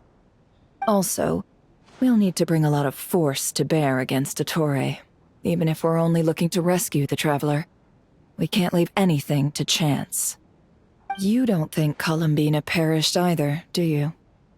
I'm merely considering the possibility that she survived. Just as you are. How much can we really know about a deity like her anyway? Do you remember what she said on Moon Prayer Night? About using moonlight to send messages to us? Of course. I think that's why we're both here. Where have you checked so far? I've been focusing on the outdoors. Anywhere the moonlight shines. I checked most of Nasha Town, but didn't find anything. I checked the Curatorium of Secrets, and a few rooms where I thought I might find some leads. But no luck here either. The only places I haven't looked yet are the rooms in the flagship. But process of elimination isn't the only thing that brought me here. Oh, really? What's your other reason? After all that build-up, our mystery ally never showed up even once! Huh? Am I imagining things?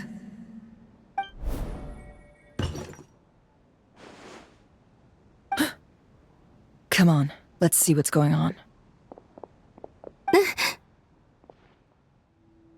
Oh no. I knocked over a vase as soon as I came in. It must have been caused by a Kuvaki fluctuation when I entered the space.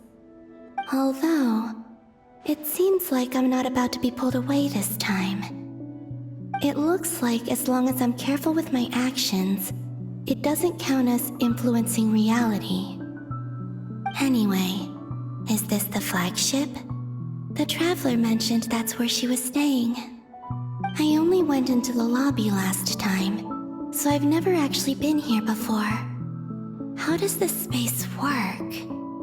If nothing else, I can now be sure that it is not simply memory. She mentioned where her room was. I think it's this one.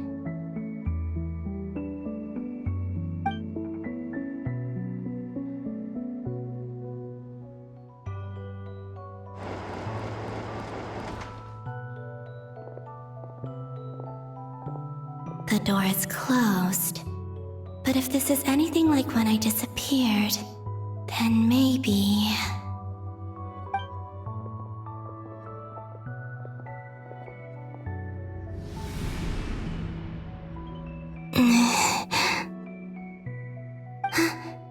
I'm in. She and Paimon aren't here at the moment. I hope she's okay. I wonder what happened to her after that battle with Dottore. Best not to dwell on that for now. I need to try and leave them some clues.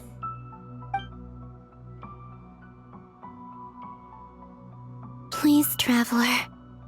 I really hope you find this.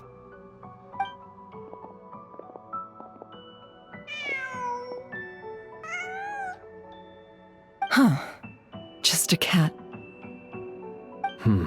Nothing else here strikes me as noteworthy.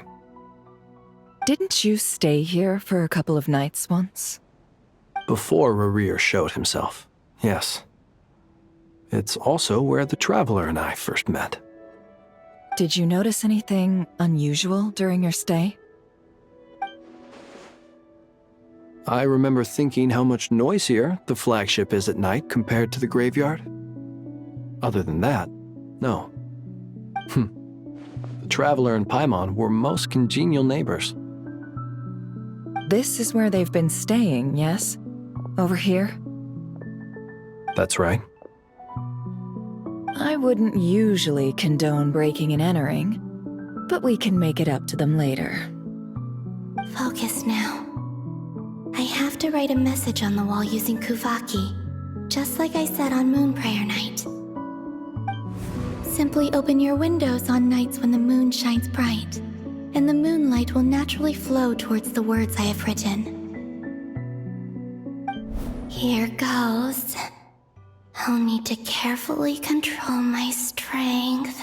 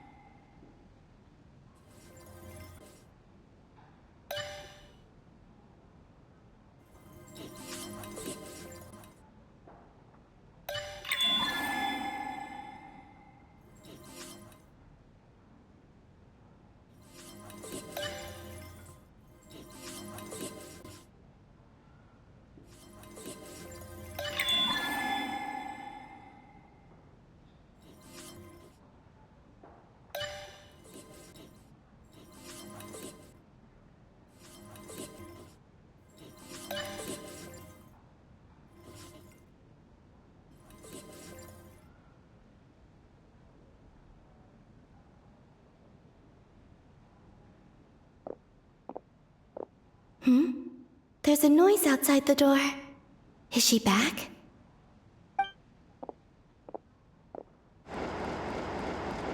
Please, you have to see these words.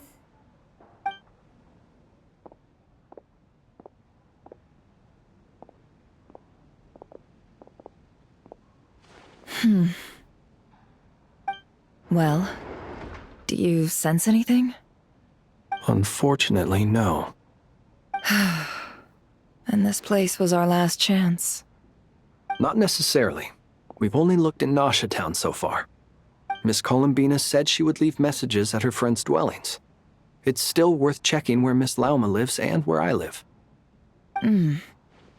Let's try and make some time to look into those then. Wait. What are you waiting for? Paimon might have overeaten slightly. What's that look for? This is a victory feast. It's normal to eat a little more than usual. The Traveler in Paimon. It's really you.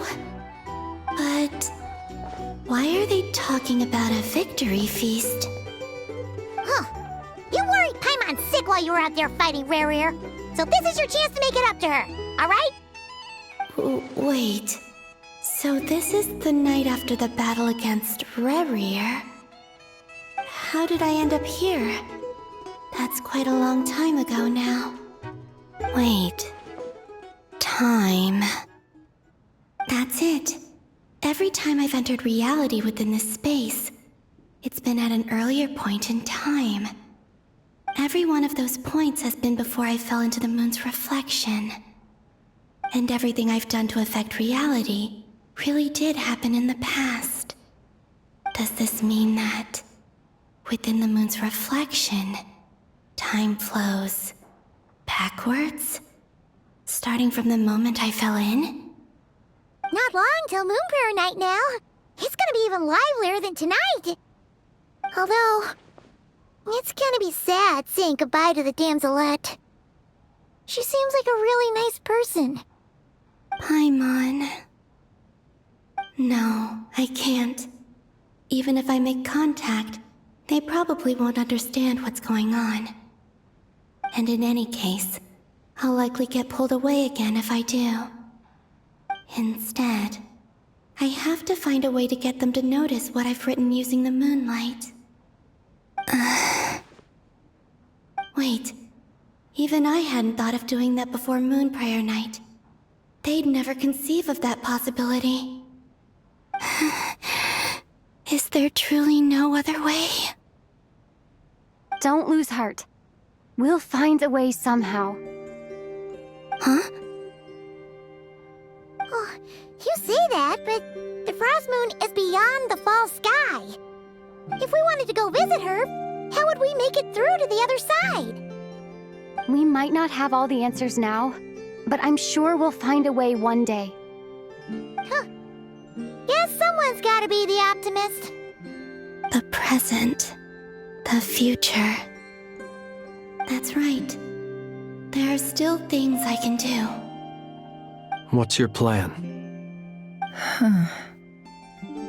Flint's, when you were staying next door, did you ever open the window? No. The rooms here are dark and damp. And there's such a buildup of dust on the windows that the moonlight can't even get in. I didn't think it was worth the trouble. The moonlight. I think I see where you're going. One moment. I'll see if the owner is available. Don't bother. Time is of the essence.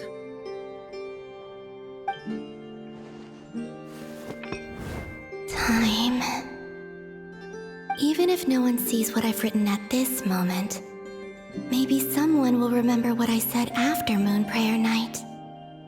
I need to write down as much information as I can. And maybe one day...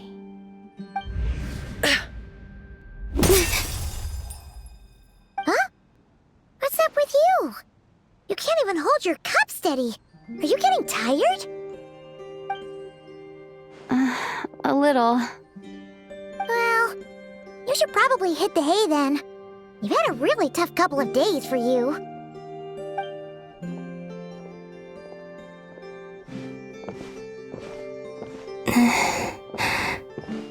You truly have.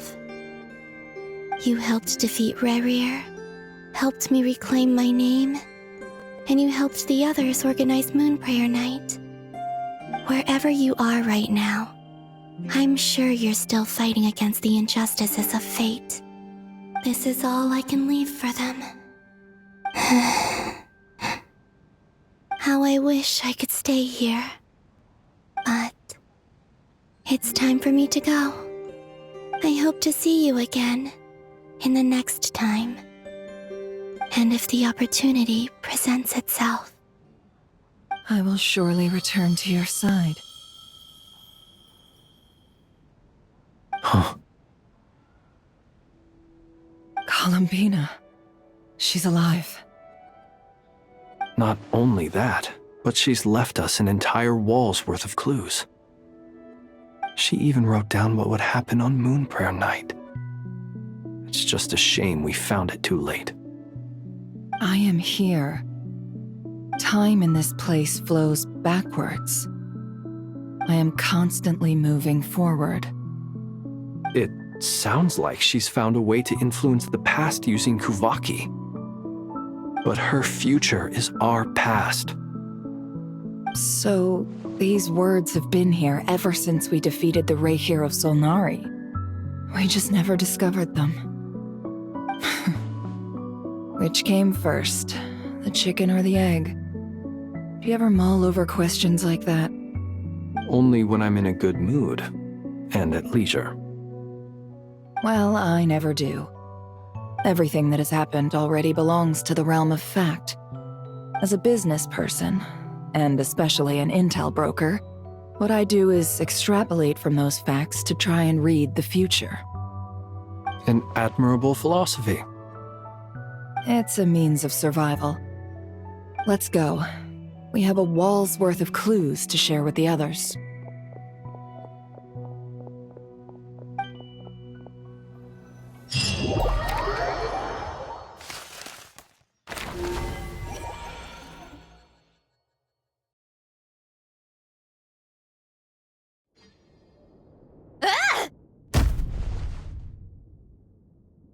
It appears that the doctor's energy signature has changed to something similar to Kuvaki, but not like the Kuvaki we're used to.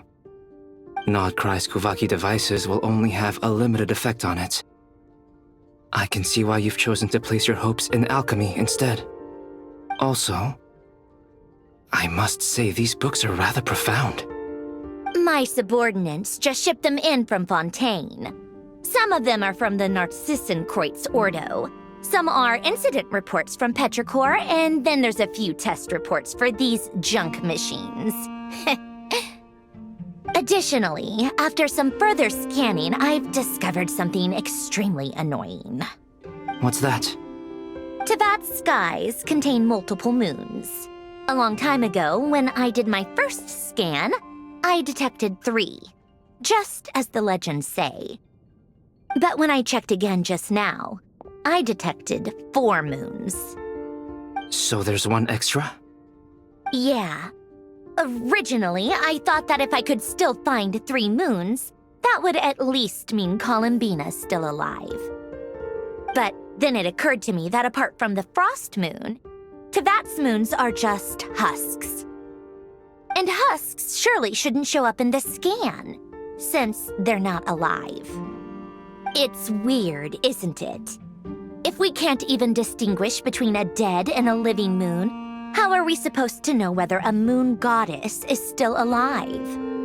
Or does this mean that the moon marrows are equivalent to the moons themselves? It's certainly possible. In which case, the 4th moon you detected may be Dottore artificial creation.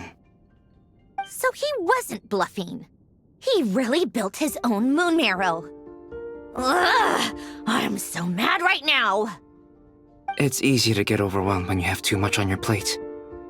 Maybe you need to relax. Perhaps try going for a walk. Or simply take a few deep breaths. Nothing can calm me down at a time like this.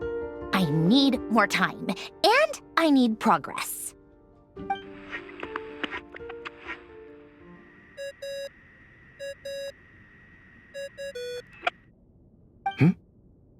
It's Mr. Flynn's.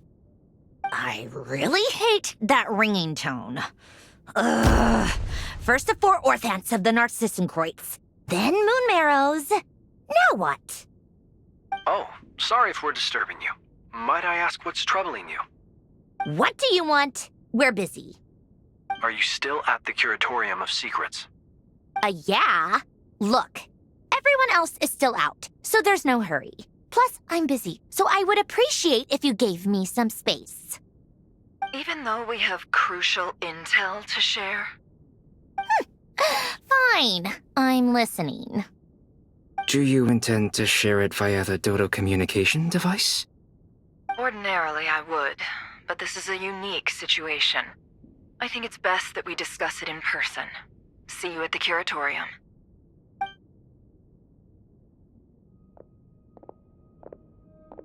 All right then. So, what's the situation? The rest of the team is still out working on their missions and evacuations, but we've decided to fill you in on the most crucial information first. Sandrone, you were right. Columbina is most likely still alive. That's the best news we've received in a while. By a long way.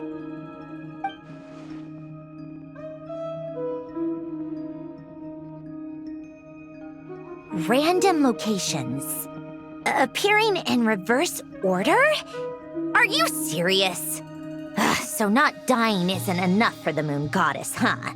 She has to show off too. Anyway, does this mean we can deduce her condition from the moon marrows? Miss Androne, there's nothing wrong with simply admitting that you're happy to hear the good news. I'm not. And she's the least of our problems. We're facing a huge crisis. If she can't control the flow of time in there, she's just gonna keep moving backwards. Different points in time won't intersect, and she'll never find a way out. Let's say life begins with a drop of water. When did time begin?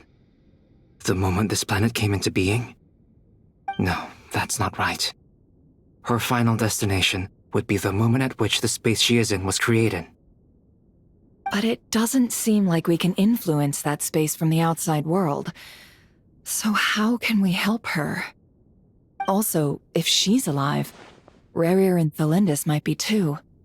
But as far as we know, neither of them have come back out. That space may not have an exit at all. I'm afraid I must concur with Miss Nefer in this. Can't exactly argue with that. Let's leave it there for now. I've taken notes on everything you said. Will it help with your research? I doubt it's gonna help with breaking Dottoro's energy fields. But who knows when it might come in handy. Better to have it all written down than try to remember everything when I need it. All right, I need to get back to my research. Mr. Albedo has made a lot of suggestions that will require my undivided attention.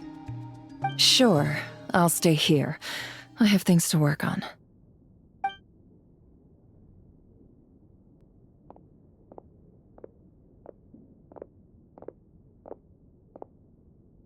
Paimon, are you there?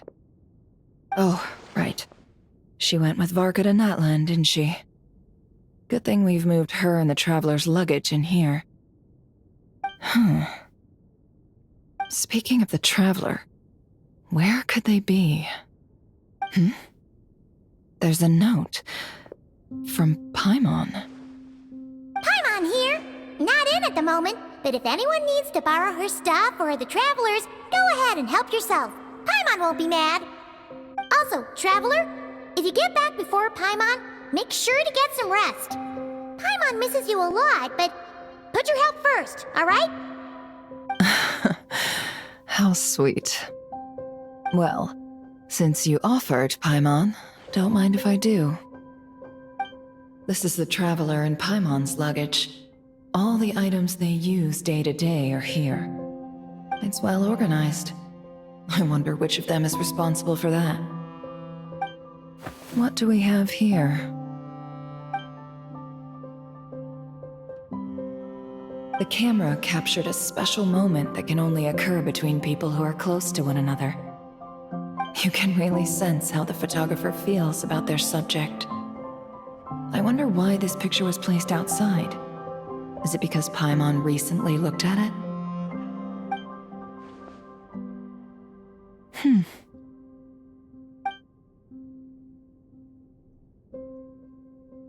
This must belong to the Traveler. Perfect. I'll use this. Hang in there. We'll find you.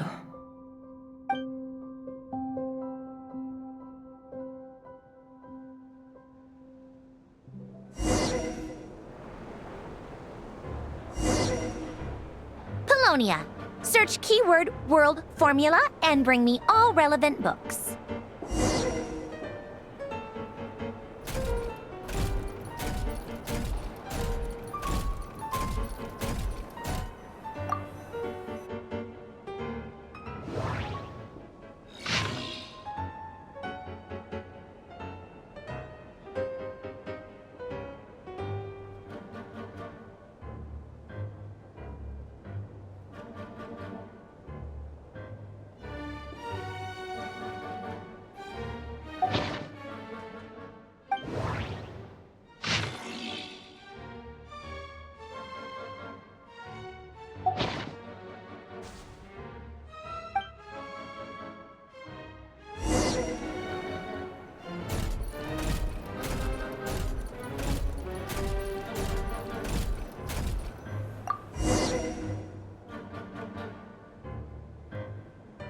Let's see. This one is on Tonki's sermon dictation concerning the apocalypse. I believe that the correct term for this is Fortuna. This was an ancient Romorian technology, a wisdom unparalleled. I never imagined that Romorian ideas would be so similar to the diagram I have named, the world formula. This is strong evidence that human civilization should gradually shed possibilities as it continues to explore and evolve. The end of humankind may well be upon us right now. The sparks of civilization shall run out unless we consider introducing variables from outside the system. Variables. Surely that can only mean one thing. Descenders? Dottore likely captured the Traveler because of her descender status. But the Three Moons' authority comes from the world itself. Why would Dottore need anything beyond that? Where does this variable factor in? The world formula calculates the fate of an entire world. Introducing a variable would therefore give us...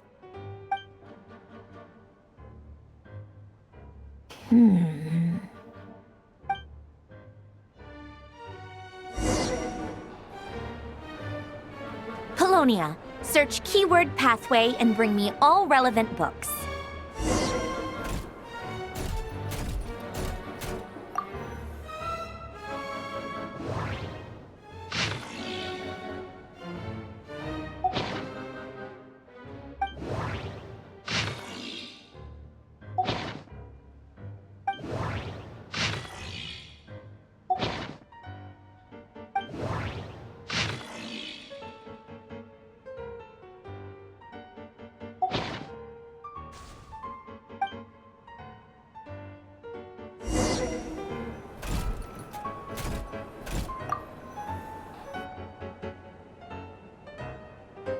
Otonki Sermon Dictation.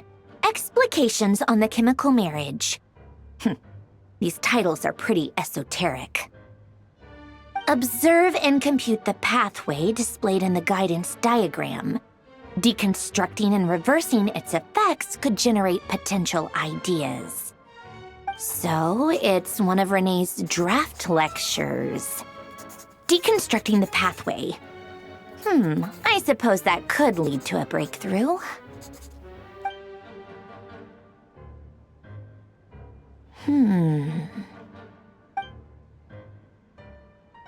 This is so long. This guy sure loves showing off his knowledge.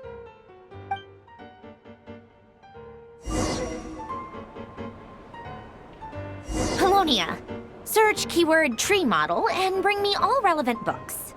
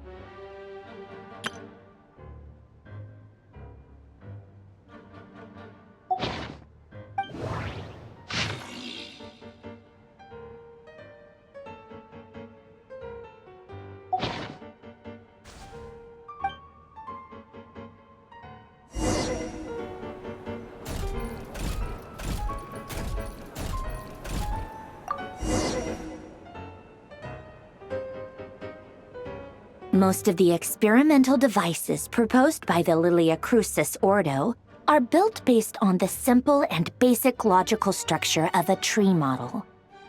Lilia Crucis. Guess they were trying to cover up the name of the Nausitzenkreuz Ordo? When Duke St. Germanus departed, he said, "It seems that there's no going back." Alas, he is only a genius when it comes to machines. In all other things, he is but ordinary. Excuse me? I'm sorry. That's just ridiculous. What kind of book is this? Great Detective Herlock, the Alchemist and the Clockwork Saint? Isn't this a novel? Come on. Still, the author swears that they knew Renee well. Whatever. I guess it's not beyond the realms of possibility that Renee would say nonsense like that on occasion. Memory, wishes, souls, and persona. Frankly, this sounds more like occultism, but if Albedo vouches for it, I suppose there must be some alchemical basis to these techniques. The way Alain Guillotin saw it, the world was comprised of machines. The universe needed machines, and thus his technologies were created. That's why I was born. René, his full name was René de Petrichor, if I recall correctly. Sounds like he and the town must be intricately connected. That place was also the source of most of our information regarding Remurian civilization. Seems like some of his projects were based on their technology. The cutting of souls and storing them in vessels. These seemingly unrelated techniques underpinned René's research. Assuming that the 4 orthants correspond to alchemical categories. The chemical marriage model? Alain would have scoffed at that. He never would have let those theories or parameters anywhere near his mathematical formulas.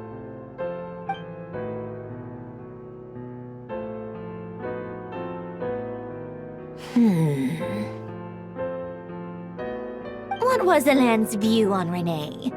I know he mentioned the name, albeit very rarely. Oh, now I remember. Alain's old notes are here too. They mentioned René once. René seemed most out of sorts when he spoke to me. A lack of sweet foods has dulled his mind, I should think. Either way, his words are not to be believed. Yep, that sounds like Alain. My subordinates actually did a half-decent job digging out all these materials. Makes a change. Good for them. Some of Alain's old files are completely consistent with these records. He must have gotten them from the Tower of Gestalt. I never knew he got his hands on René's records that early.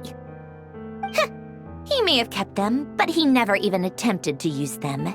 Didn't believe a word they said. Come to think of it, René's world formula was filled with calculations of constants. That shows he believed that the fate of the world to be predetermined. As for Alain... it's been too long. I forget what he said. What would he have said? A guy like him, fervent believer in machines, but not headstrong enough. The world can be changed. It is worth persevering. Yes, that's how he used to think at least. He created that procedure to save this world. Yet the scale of the world's fate proved too enormous. The result was beyond his ability to calculate. He died having never seen the outcome. And there I was, left behind in the ashes of his dreams. Did you really never take a close look at René's research? Or did you read it but deem his philosophy incompatible with your model? The very thought of trying to incorporate his ideas probably made you feel sick to the stomach. Well, don't worry, because there's a whole new category of lunatic in town.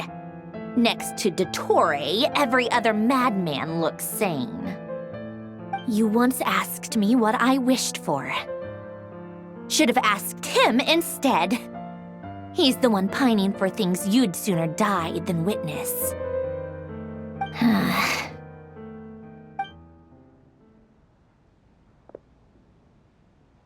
Even the tiniest variable can make big waves in the present. Now then, allow me to put these incompatible fragments together in your stead. First, establish and verify the existence of the Great Circle. Absolute nihil on one end, absolute reality on the other. Now, search between these two extremes. Then, the construction criteria.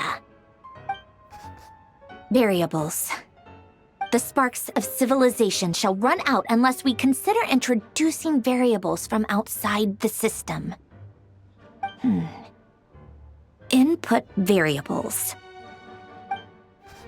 Traverse the world, space-time, and civilization, then extract the essential nodes from the records to determine which variables they point to.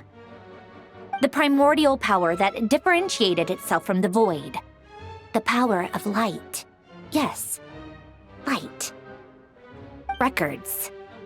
Hyperborea. This is so horrendously complicated. After all that, I'm still missing a few variables. I need to think this through again. How do you think it looks, Polonia? Like the frenzied scrawlings of a madwoman? Fine, keep it to yourself. It's not like you can talk anyway. I'll assume you gave it a passing grade. I jest. But true madness does often start with trying to save the world. What would Arlecchino and Columbina think if they saw this incomprehensible hen scratch? They'd probably have me institutionalized. So would Rosaline. She's been dead for a while now. When I close my eyes and think back, I can still see her face. And that enormous dress she used to wear. Such a bizarre choice. What possessed her? Oh, and the clack-clack of those heels used to drive me insane. No one's asking me, obviously, but I hope you all know that I never wanted to save the world. I'm not crazy. I don't have delusional ambitions, and that's a clinical fact. The world needs a solution, but I don't need the world's validation. It's the world begging me for answers, not the other way around.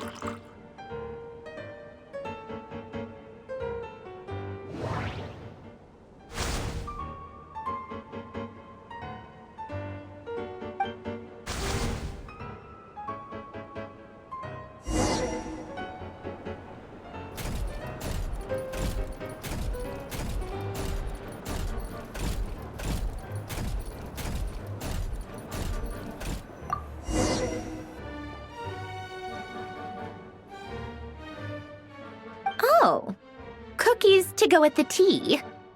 Let's see. They must be from that person who brought those documents. I see they're from Hotel de Boer. Something's written on the box. We are proud to present this homage to the Fortress of Meropede's fun-filled mill collection system.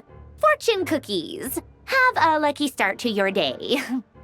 Sounds like a dumb gimmick to me.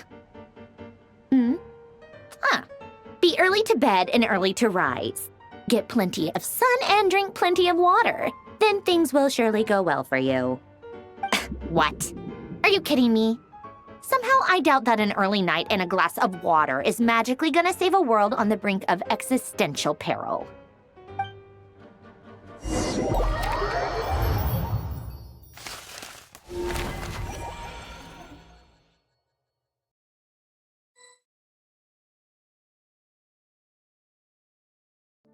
Lady Arlecchino, word has reached us that Lady Marionette's troops are all in position. They are ready to act as soon as the order is given. Excellent. The only thing is, They are fewer in number than we expected. It looks like many of them must have lost their lives at the hand of the monsters released by the Doctor. Can't be helped. Allow them to join our ranks and keep in contact. As you wish.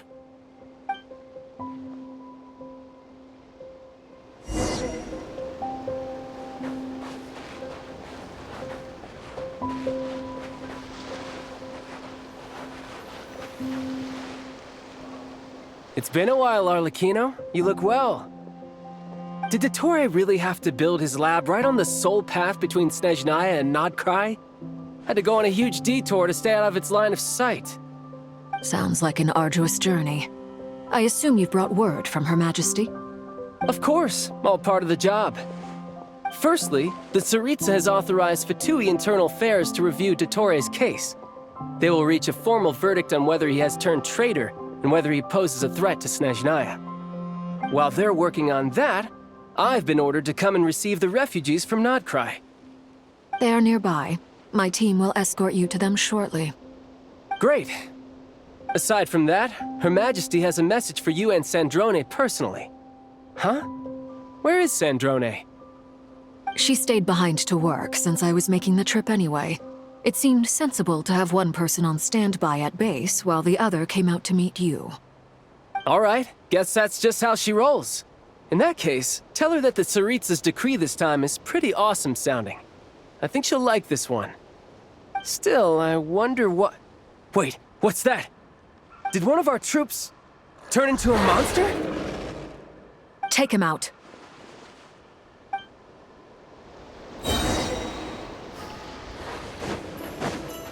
Overruled! Brace yourself! This is gonna hurt!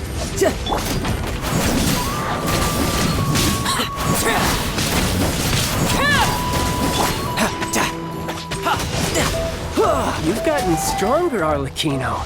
Nice. Stop that right now. I appreciate the praise, but I'm not fighting you today. I knew it. Against the moon! Overruled!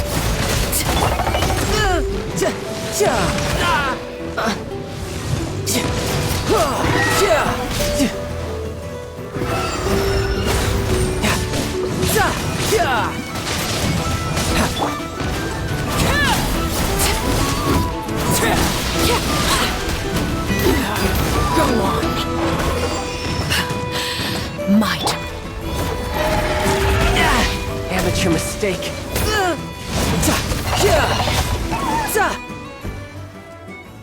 I can't believe it. He was a living, breathing human one moment, and the next... Another fine piece of work by our dear colleague, I'm afraid. What in the world has been going on in Nodcry? A lot. But long story short, Dottore stole 2 moon marrows that should have belonged to Columbina, then built a 3rd moon marrow of his own to concentrate the Trilunar Authority in his hands. What? What do you mean he built a moon marrow? People build roads and houses, not moon marrows. What's his next DIY project? He's gonna build a god? You could stand to be less surprised. We are harbingers. The work we are engaged in makes the creation of gods seem mundane by comparison. I tell everyone who asks that you once crossed swords with Rex Lapis while serving as a key supporter for Rosaline's plan. But right now, you're acting like a common adventurer. Thanks for speaking up for me. Those 2 really took me for a ride back then. Then again, surely no common adventurer would manage to get tangled up with them the way I did. That's gotta count in my favor, right? It almost sounds like you wish to repeat the experience. I might have to lower my opinion of you. No. I'll stop talking. Please, go on. Dottore is currently still experimenting with his newfound power in ways that continue to corrode the outside world. As for the human mutation, I believe this is simply a consequence of his experiments, and not a strategic move. That radiant beast was once a subordinate of Sandrone's. I suspect he was only allowed to live so that he could become an experimental subject. Also, those of us who fought Dottore have been afflicted with a curse. As such, I cannot leave Nodcry. This is so much worse than I thought. No wonder Her Majesty's decree is so extreme. While these exceptional circumstances persist, the Harbingers are hereby authorized to use unilateral executive powers. Should Dottore pose a threat, Arlecchino and Sandrone are permitted to eliminate him. My thanks to Her Majesty. I will pass these good tidings on to Sandrone. Her Majesty has also declared that she will refrain from launching an attack on the now evacuated Nodcry due to the presence of unretrieved research material. A wise decision. By the way, how's my old partner doing? I'm assuming they're with you? Partner? You mean the Traveler? I'm afraid I have bad news. She was captured after our failed assault on Dottore's lab. Her whereabouts are currently unknown. What? Why? Since when does Dottore have a bone to pick with her? That is indeed the question. I'm not sure he does. He must have some other goal in mind. This won't do. I have to rescue her. You can't. We have no idea where the Traveler is. What am I supposed to do then? Stand here twiddling my thumbs? Sandrone is working on it. The best thing you can do right now is complete your mission. Fine. I guess I'll leave this to you then. One last thing. Tell the Rooster to get the message out to the gods and citizens of every nation in Tevat. Beware. An uncontrollable pollution is spreading forth from Nodcry. The source of that pollution is a madman drunk on the success of his experiments. The Fatui and our allies will endeavor to contain the threat. However, if Nodcry falls, things are likely to escalate. Considering Dottore is one of our own, all Fatui stationed in Nodcry consider it our duty to stay and fight him to the bitter end. Whatever the cost. Hey, don't be too pessimistic. If it comes to it, I'm sure Her Majesty won't stand by and do nothing. I hope you're right.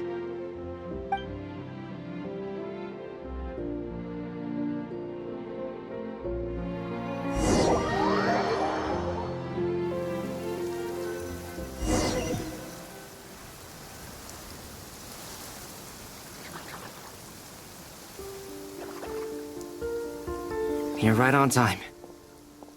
Thanks. Hey, do you think I'll get that gliding exam exemption? I made sure I was on my best behavior in Mondstadt. I landed well outside the city and walked in through the gates. I'll help you apply, don't worry. For now, let's see what we have here. What are the doctor's energy fields even made from? The usual attract and repel principles that govern Kuvaki don't seem to apply to them. They are very mysterious, but ultimately, they appear to be comprised of energies from the three realms. Thanks to research by Master and the Hexen Circle, we know that Tevat's 7 elements are derived from the more primordial power of the Light Realm, which is antagonistic with the power of the Void Realm.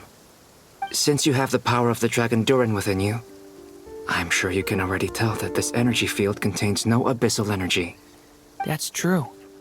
It's not abyssal energy. It's something pure, wild, and untamed.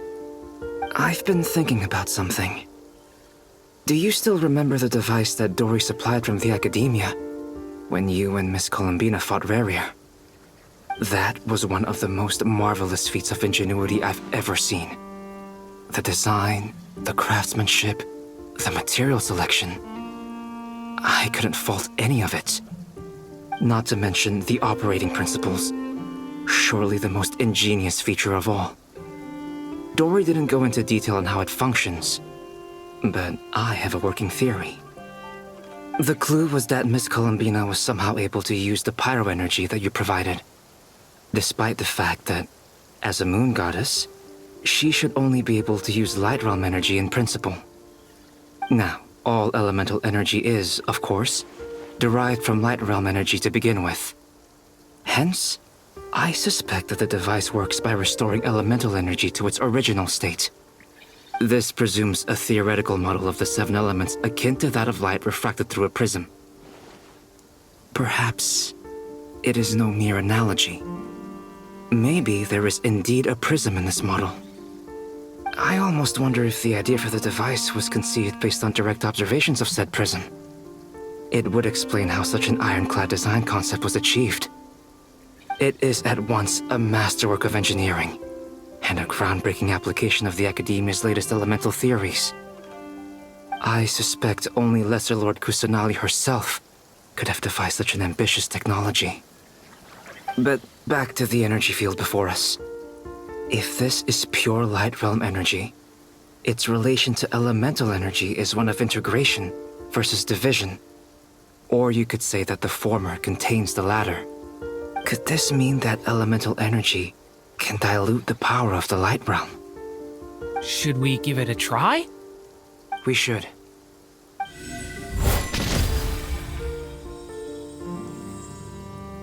Ha! It works!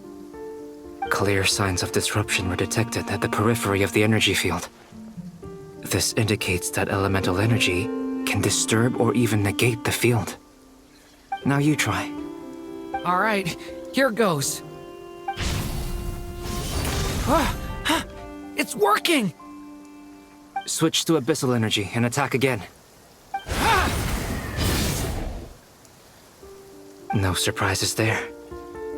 Abyssal power drains the energy field to a significantly greater extent. I now feel confident in asserting that the energy field is indeed pure light realm energy, and that elemental energy can dilute it. But the energy field is huge. How much elemental energy will it take to neutralize it? We don't have to neutralize it completely. We can try other approaches. That's all for theory. Would you like to continue watching? So you knew I was here. Huh? When did you get here? A while ago.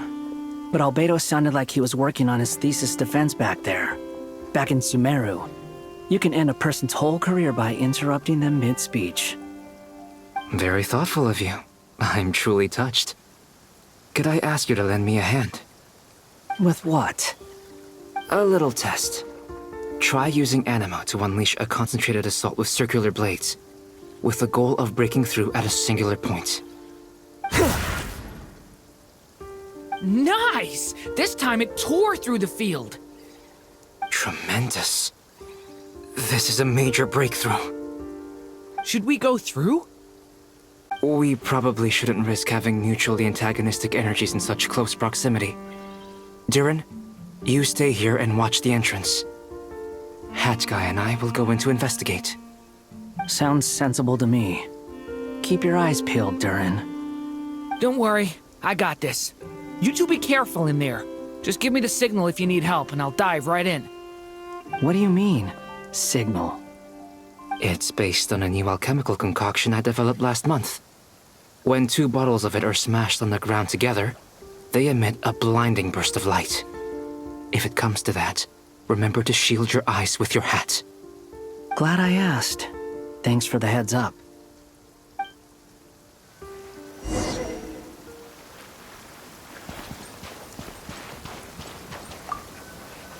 Like I thought. Beyond a certain distance, we can't see the opening where we came in. Maybe that's to prevent people from escaping. Sounds like Dottore style to me. Not much has changed. Things are basically the same here as they were before the energy field appeared.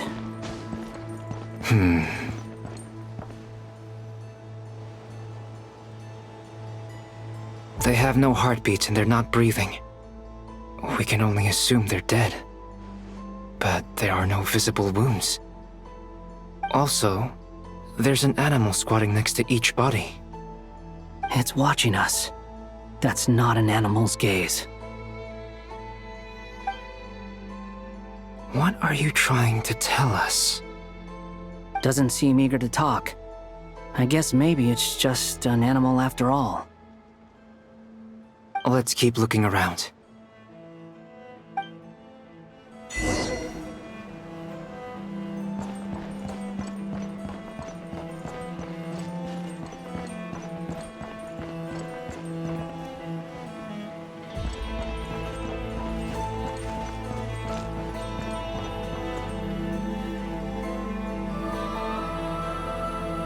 Same situation everywhere.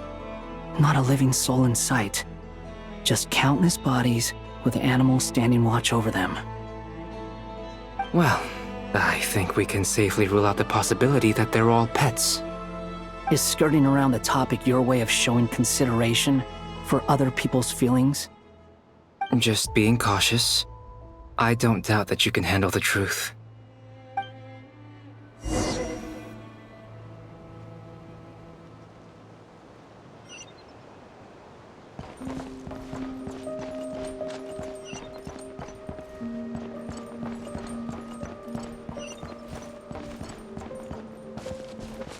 Careful. Please, help us. Please. Over there, I hear a voice.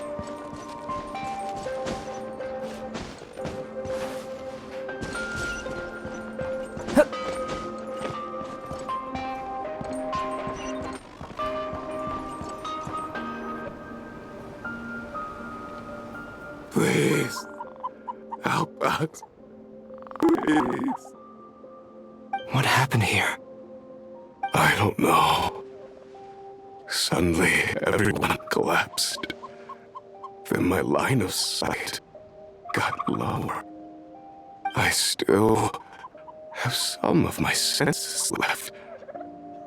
I gotta get out of here.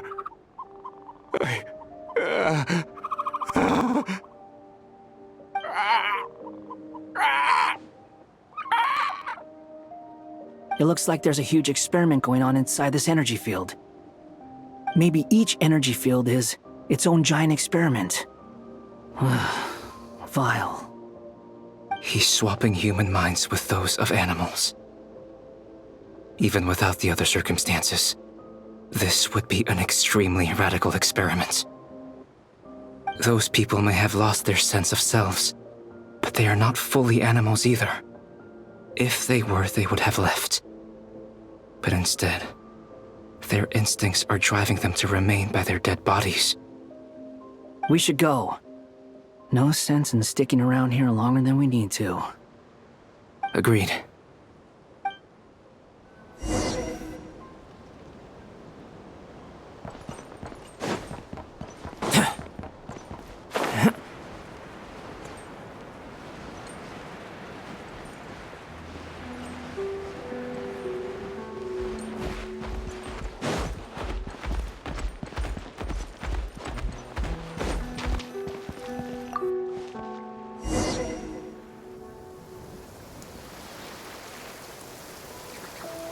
You're back! Everything okay?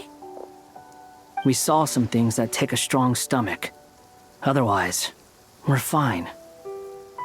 We should share our findings with the others.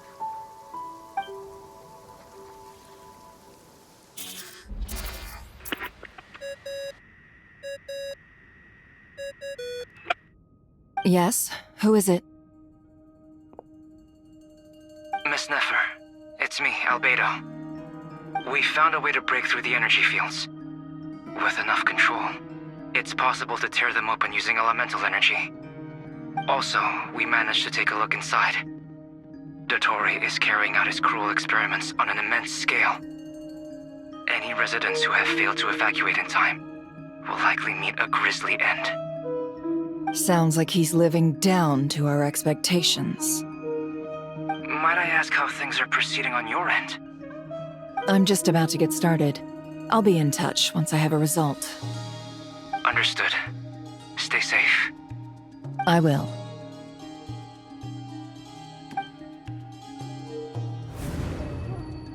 Well, Nefer, I'll link up with you once my tasks are complete. What makes you think I'd need you to do that? I'll need it. And considering the way you approach certain matters, I think you'll be better off with me present.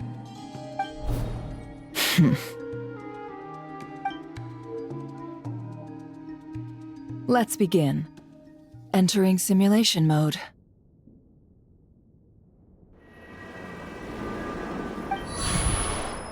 A vast wasteland. Is this the Traveler's inner world? I was expecting something more vibrant, to be honest. Wait, someone's there. What are you looking at? In that case, I'll look at it with you. I want to know all about everything you've seen and experienced. Is there somewhere I should return to? Or should I stay here and be the hero everyone says I am? I don't dislike my current life. Roaming the land, fighting battles, accomplishing missions, earning a living, looking after Paimon. It's not so bad. I guess the only thing that's missing is that you're not here with me. This is the conscious layer, which contains a person's true feelings. It is filled with both longing and kindness. I suppose anyone who lives long enough ends up wishing for someone who can't be there. Maybe it's the only way we can feel truly alive. Time to delve a little deeper.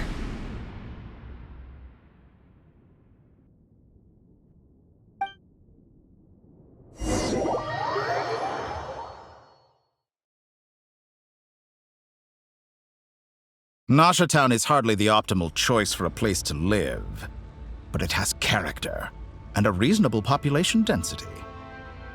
What are you trying to say?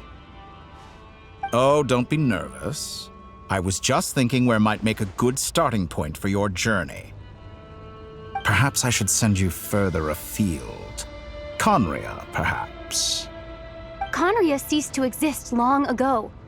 Once again, you fail to understand the possibilities that the Tri-Lune creates. Anything that has existed in the past, I can now recreate. You simply do not wish to see that happen. That might be because you miss your sibling and fear getting answers that you are not ready to learn. But this is not for me to judge. If we are to collaborate, we need to maintain an amicable relationship. In a moment, you will be able to...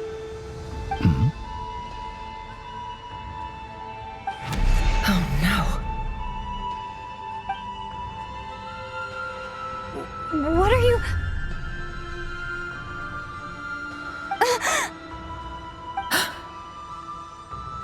What are you gonna do? Don't move. Something unwanted has crept into... Oh? Gone as quickly as it came.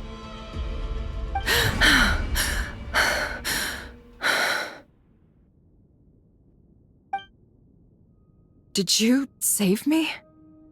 If I hadn't cut the connection, Dottore might have caught you from the other side and destroyed you. This was a good idea, but once is plenty. You were exceptionally brave. Excellent work. Thanks, but now's not the time for that.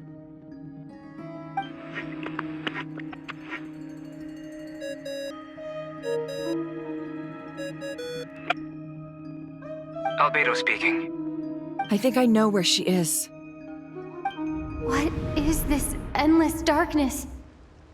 I can't see anything, even though my eyes are wide open. But why? What happened?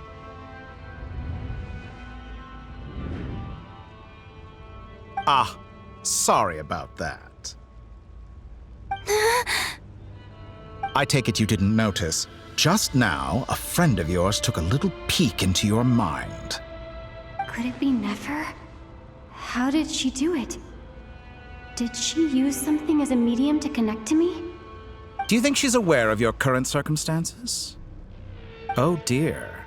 Have I stunned you into silence?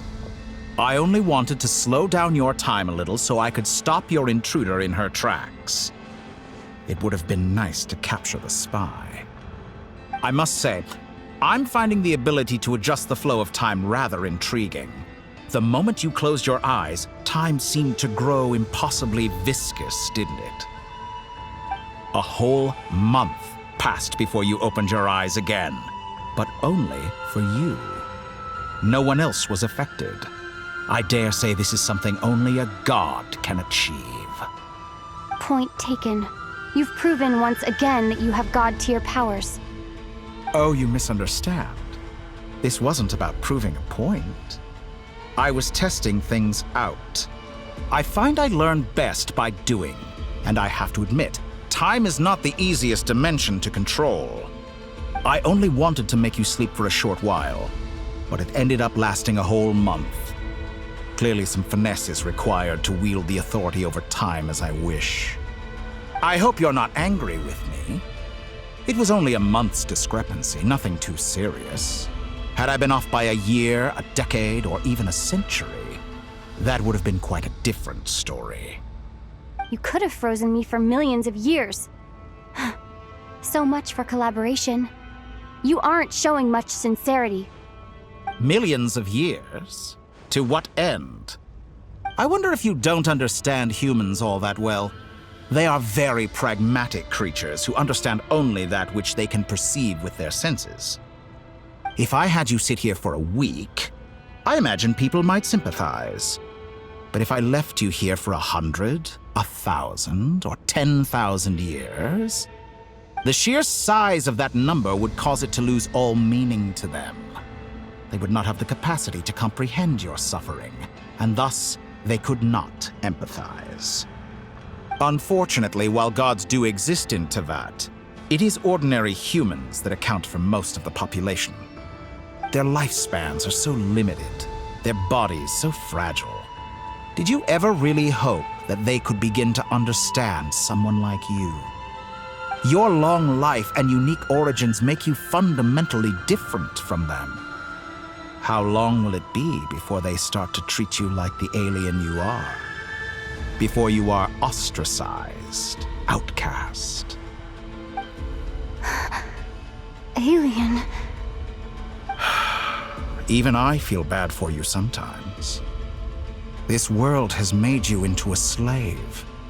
So many times you have served its will, and not once have the powers that be ever thought to grant you the one simple thing you wish for. You have been treated most unfairly. I can change that. I will grant you special privileges and give you back the status you rightly deserve as a descender.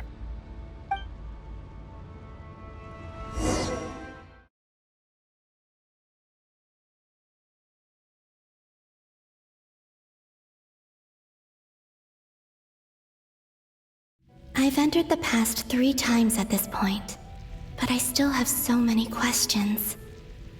For instance, beyond each point being further back in time than the last, what determines the specific locations at which I can make entry? So far, the common thread linking all 3 scenarios is that the Traveler has been present. But it's more than that. I know I sensed something familiar around her. What was it? I'll keep this question in mind as I carry on.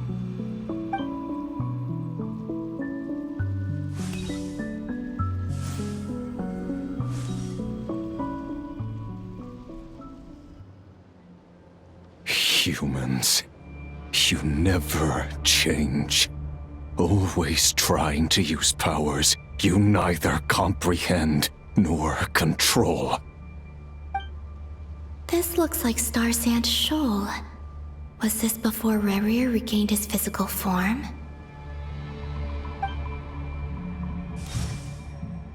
You've messed with the cannon again, huh? Sorry, but this round's not gonna go your way. The cannon. That's right. I was at Silvermoon Hall and I sensed an abnormal Kuvaki fluctuation coming from Nasha Town. And right after that, came an ominous power emanating from Star Sand Shoal. My body was once torn into countless pieces and hurled into the swirling chaos of time itself. But even so, my life and will were not extinguished. I wonder if I could try to prevent his resurrection. But how would I do it? What can I do, here and now? Traveler! Behind you! Look at that light! No, I won't make it in time.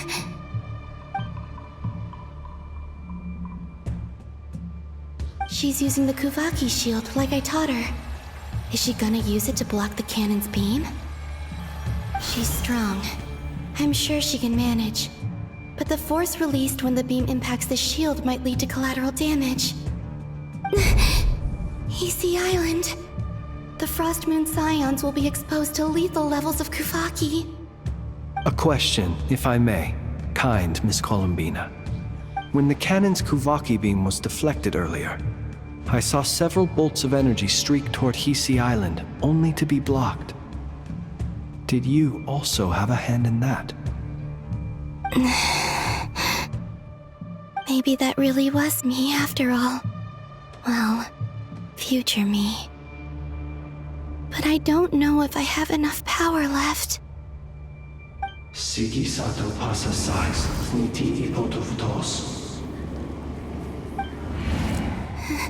There's no time. Osestikos paratin tiram tu risuiku, topia tu aithion veraton. I have to make it. Oh, Frost Moon. Oh, great land. Oh, slumbering moonlight of Nodcry. If you can hear me, if you can sense my call, then please, heed me once more!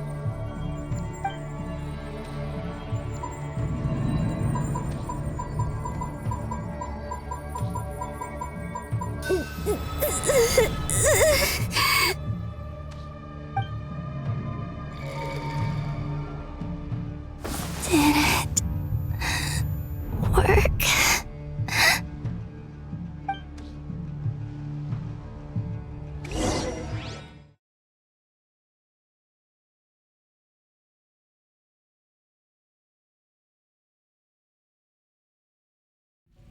Hey, wake up. Hey, did you hear me? Columbina, I said wake up now! Oh, good morning, Sandrone. It's 3 in the afternoon, actually. And could you kindly not use my quarters as your personal nap room next time? But I feel so safe here. And your coffee, right? It's so bitter, but it smells lovely. It's like you were raised by wolves in a forest or something. What did you drink growing up? Grass tea? The Frost Moon Scions certainly led a more frugal existence than the Fatui. Then I'll bet you've never eaten one of these before. It smells delicious. That's because it's a Fontanian recipe. I had a little free time today, so I made a batch. Rosaline will be here shortly, but if you really can't wait, I guess you can go ahead and... Hey, at least let me finish before you start eating! Did the Frost Moon Scions not teach you basic table manners? Or did the rules not apply to you because you're the high and mighty moon goddess?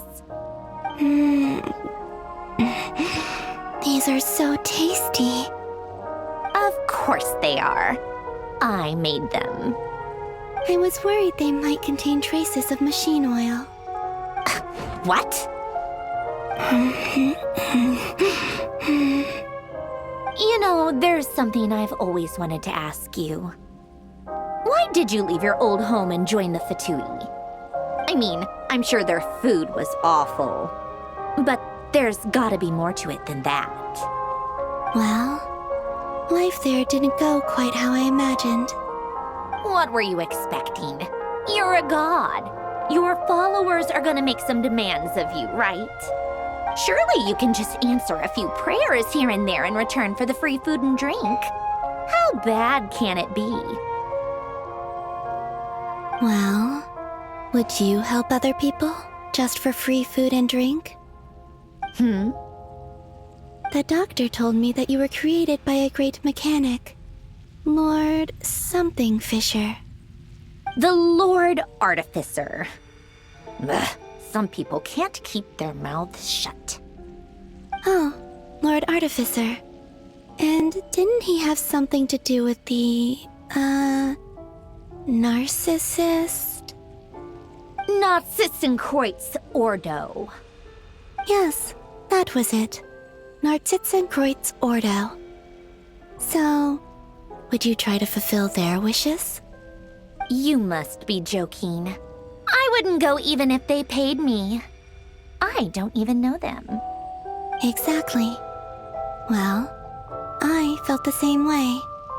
I did not know the people who made demands of me.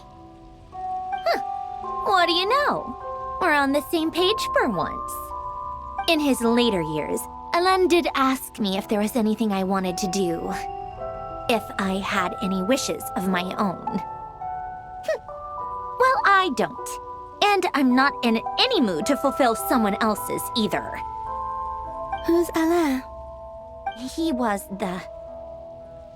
You know what? Never mind. You're not gonna remember.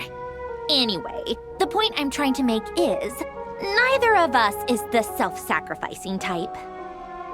Let me ask you this. What sort of place would you like to live in, if you could choose?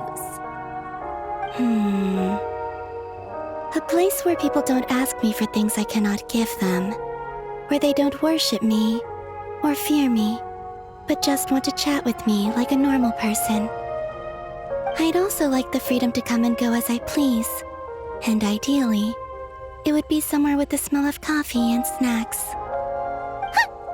Not to burst your bubble, but no such place exists in the world. Now, take your snacks and scram.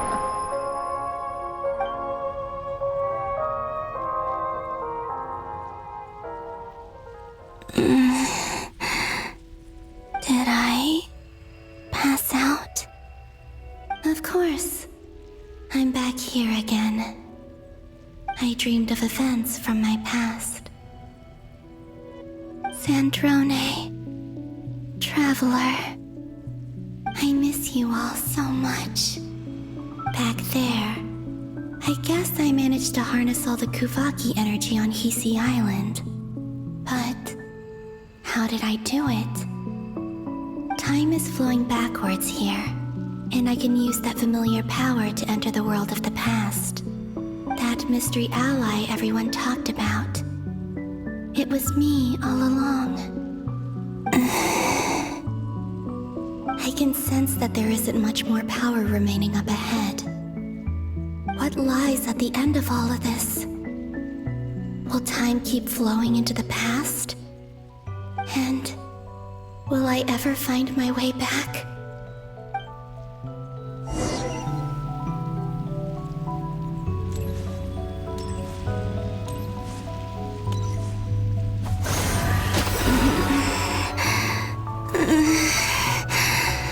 It's getting harder and harder to use my power.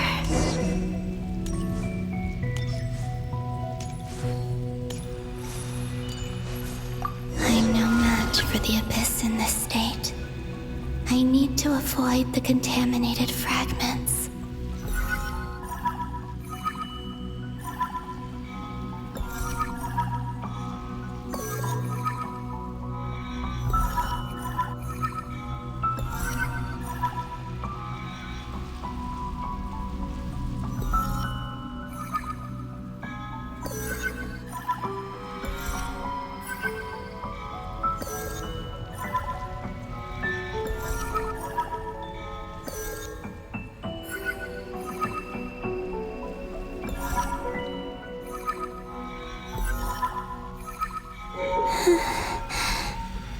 Time to go. I wonder where I'll find myself this time.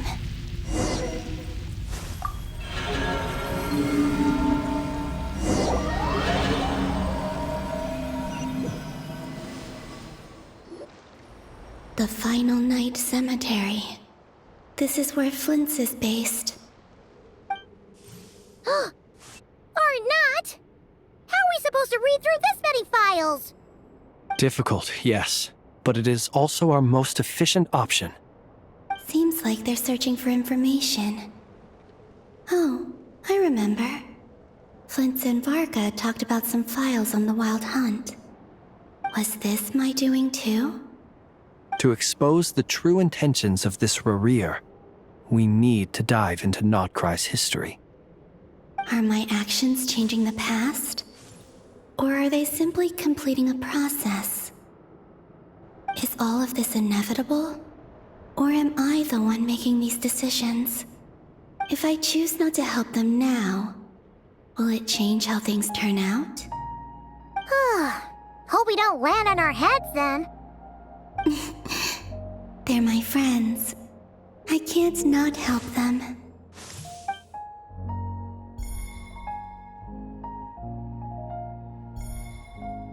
Ghost! And the other one was... here. Hey! Another file's moving!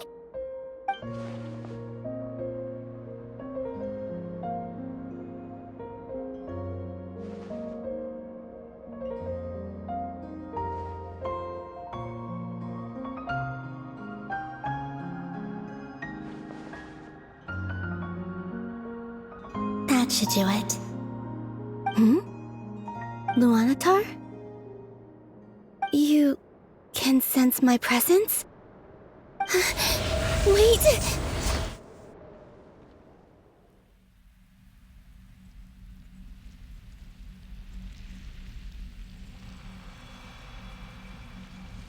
Luanatar.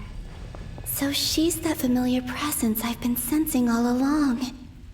She's always been by the Traveler's side. That explains why the Traveler has been there each time I've entered the past. But why Luanatar? Is it because she has a connection to me as the Moon Goddess's familiar?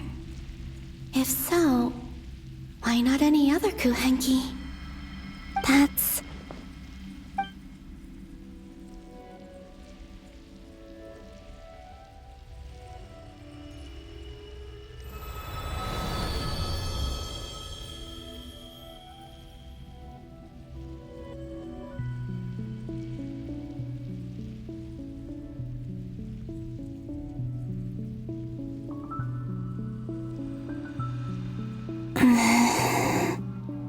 I cannot sense any power up ahead.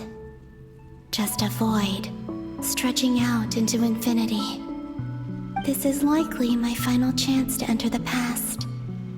It's now or never. I have to find a way back.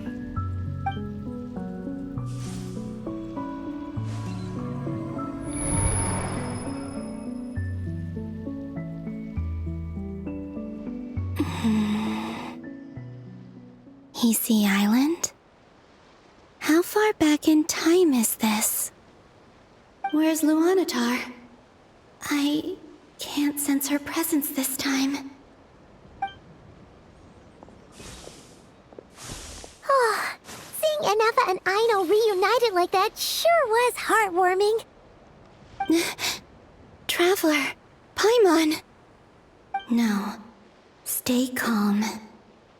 I don't have much power left to change things.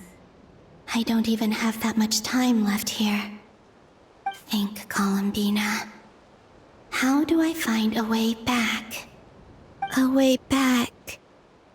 to where? Do I go back to Moon Prayer Night? Or to the future that followed? And if I return in my current state, what will become of me then? Dottoro's actions that day proved that he'd been planning that for a long time.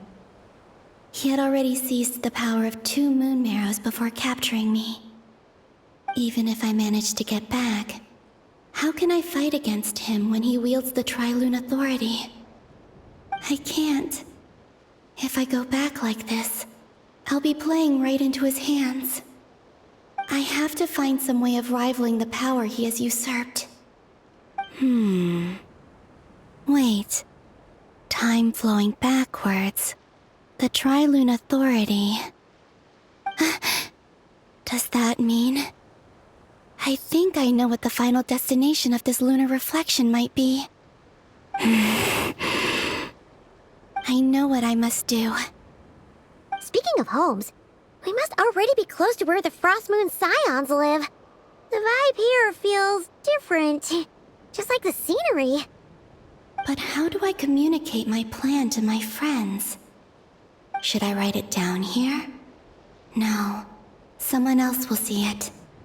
I need something with a close connection to me. Something I can use as a medium to tell them what's happened to me in here.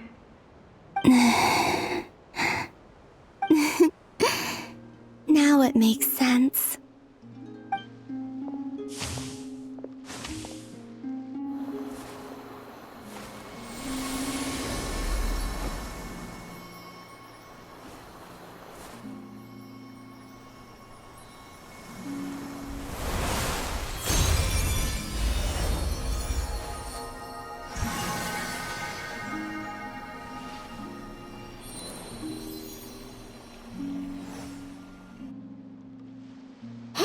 What was that?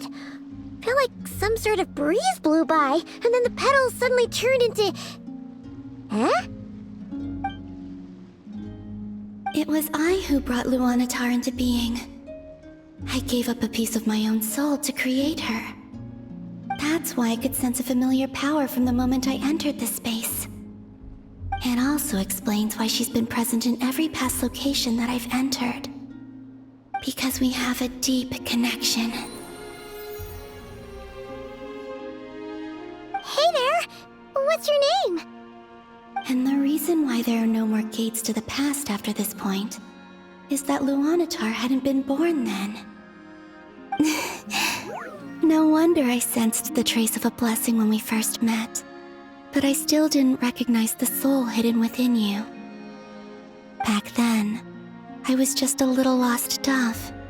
I had yet to become Columbina Hyposelenia. Go on now. We've got stuff to do. Best you find someone else to hang out with. Hey, you scared it off. I'll be counting on you. Remember to stay by the traveler's side, guide her, and help her in my stead. Oh, and bring her to the garden where the moon prayer blossoms grow. There's a little lost dove there who will need her help.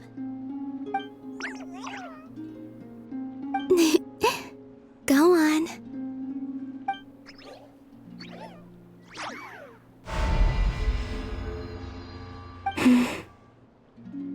You too. Go and live your story. As for mine must go in a different direction.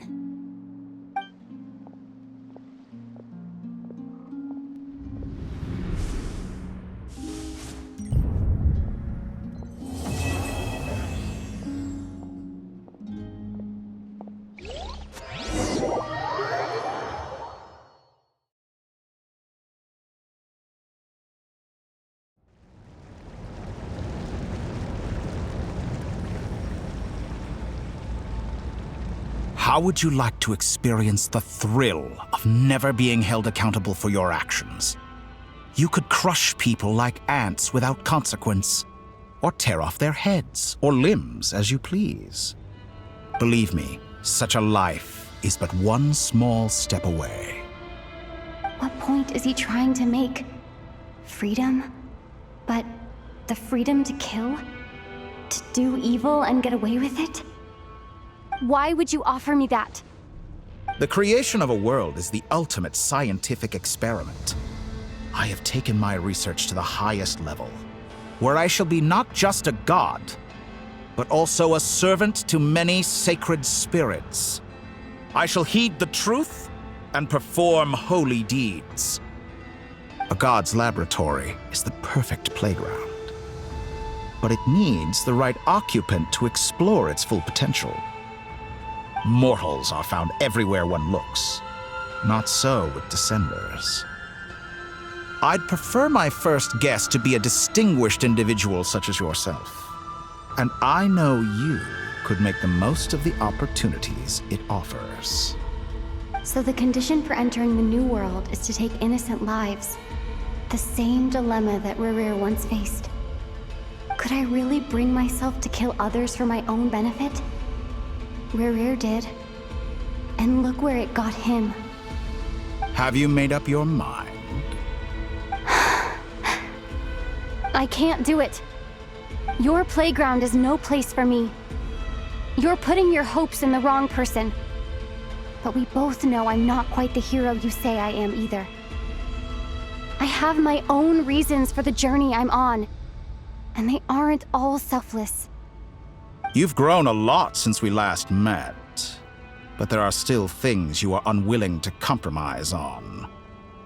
This will only hinder you. Why don't I lower my requirements a little as a gesture of goodwill? I'll give you a little time to learn to be a less noble soul. That'll make things much easier for you. I really doubt I could live that sort of life. And yet you already sound less defiant than a moment ago. The benefits appeal to you because you can read the signs of the times. Why don't we return to my research facility? Your last visit was so rushed.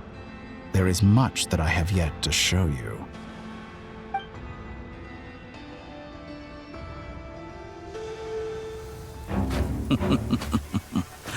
Now to that question, Heroes don't attack from behind. Guess I'm no hero. This is most disappointing.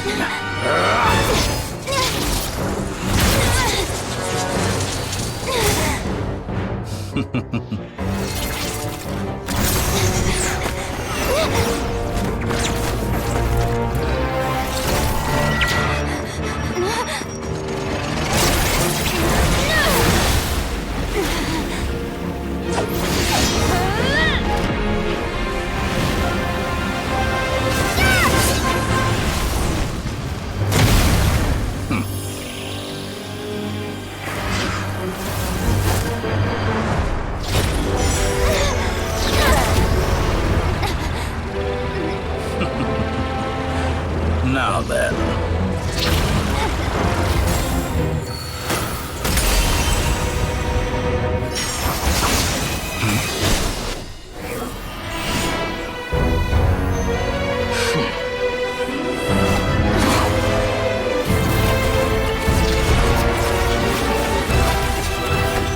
A new face. Interesting.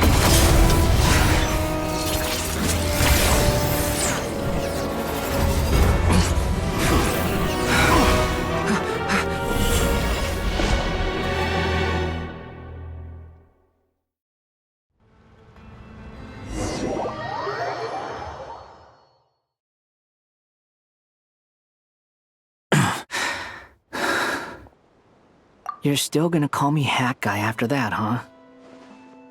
I didn't see anyone else in there who needed saving.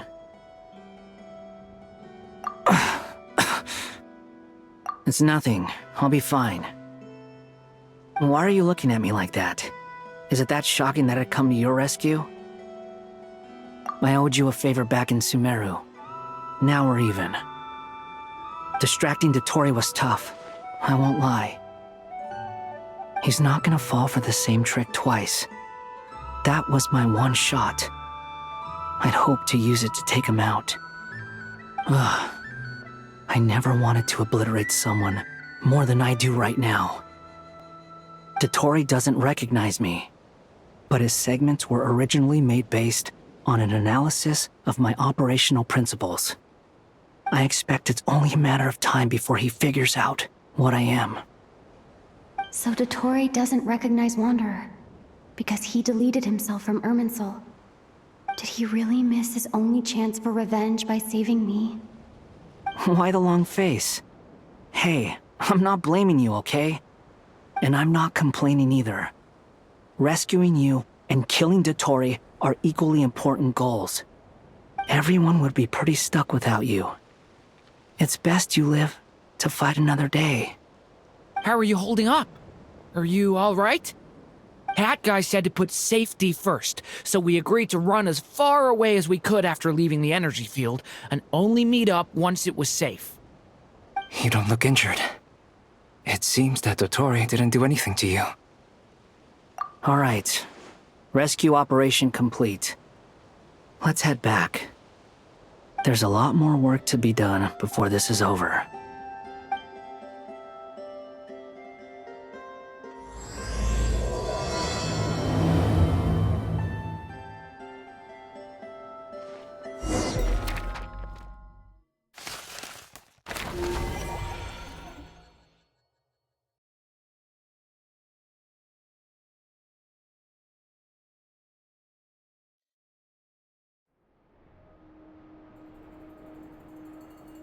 Understood.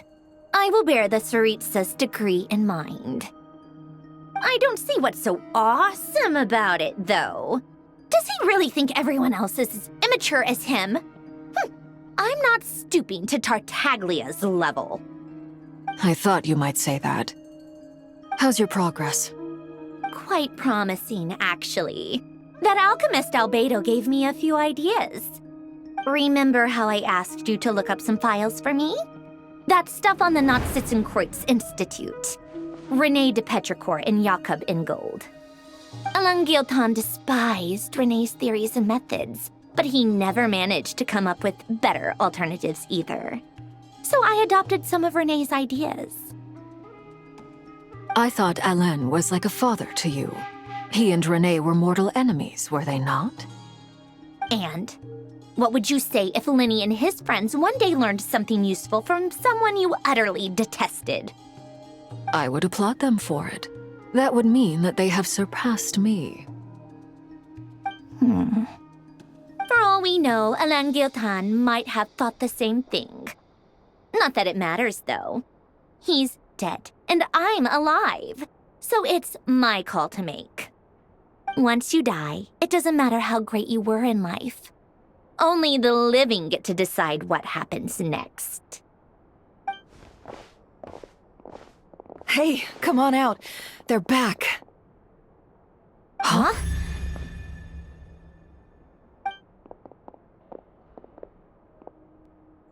You're back?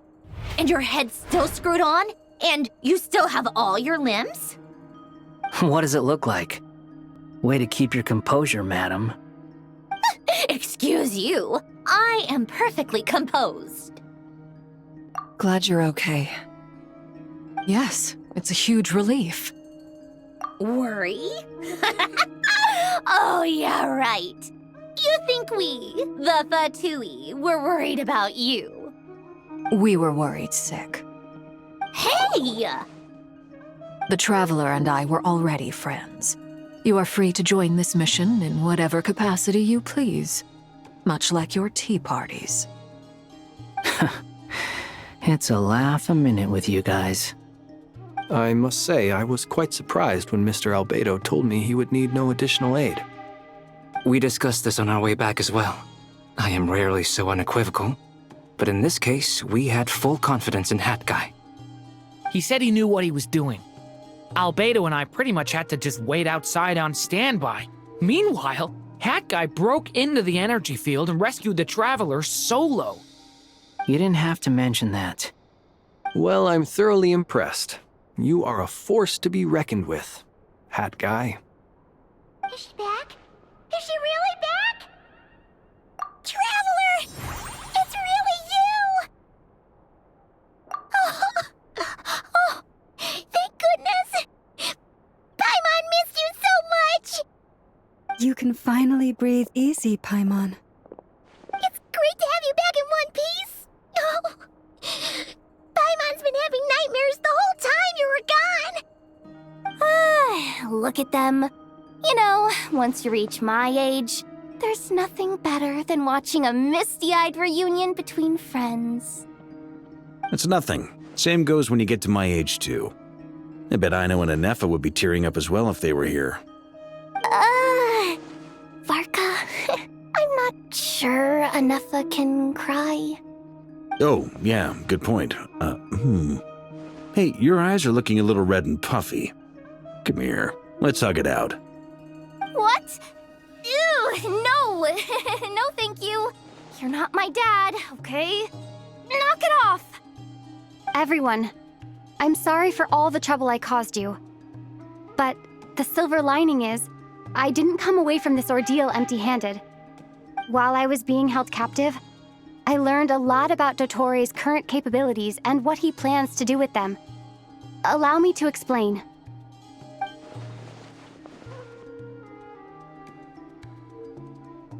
The three moon goddesses were even more powerful than we imagined. No wonder Dottore believes himself to be equal to the gods, maybe even superior. Utter blasphemy. While everyone was gone, Nefer and I made an interesting discovery. And I believe Miss Sandrone has something to share too. Ma'am, perhaps you could do the honors?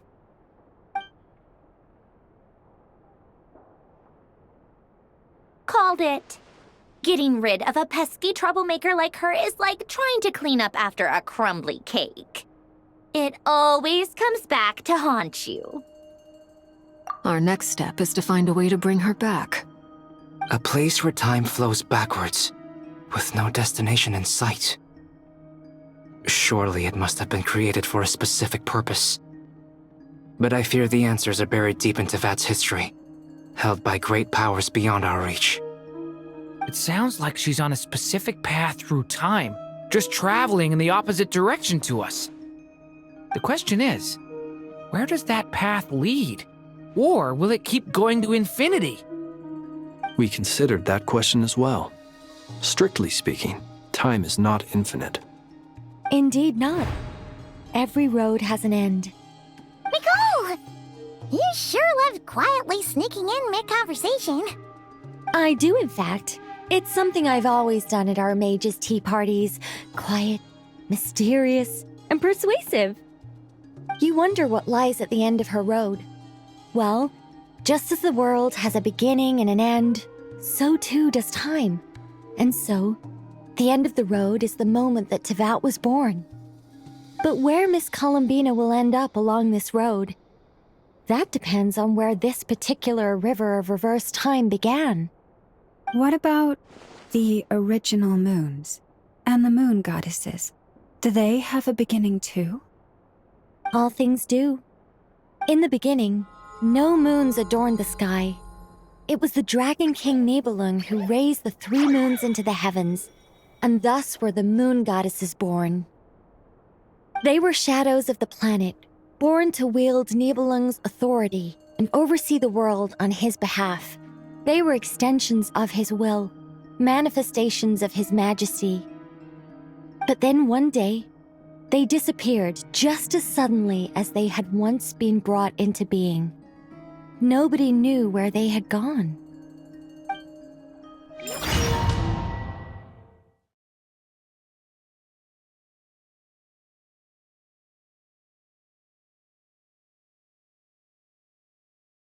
Like I thought, no more paths back to reality have emerged since. But how can I be sure that I'm going the right way without scenes from reality to keep me on track? I can't even be sure of how long I've been walking for. The further I travel, the less stable this space becomes. There are even moments where I can sense something that feels like abyssal energy. They can just materialize out of thin air. I have to keep my wits about me.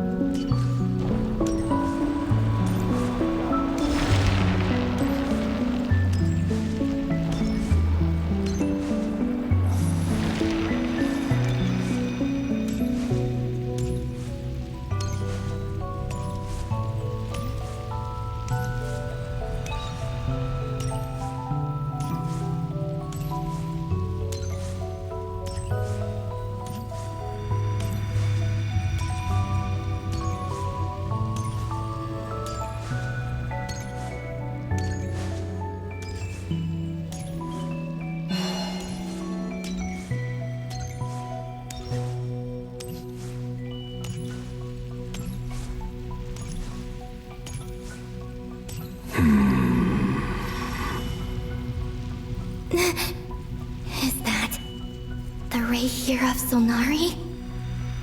I can't believe he survived. How did he do it?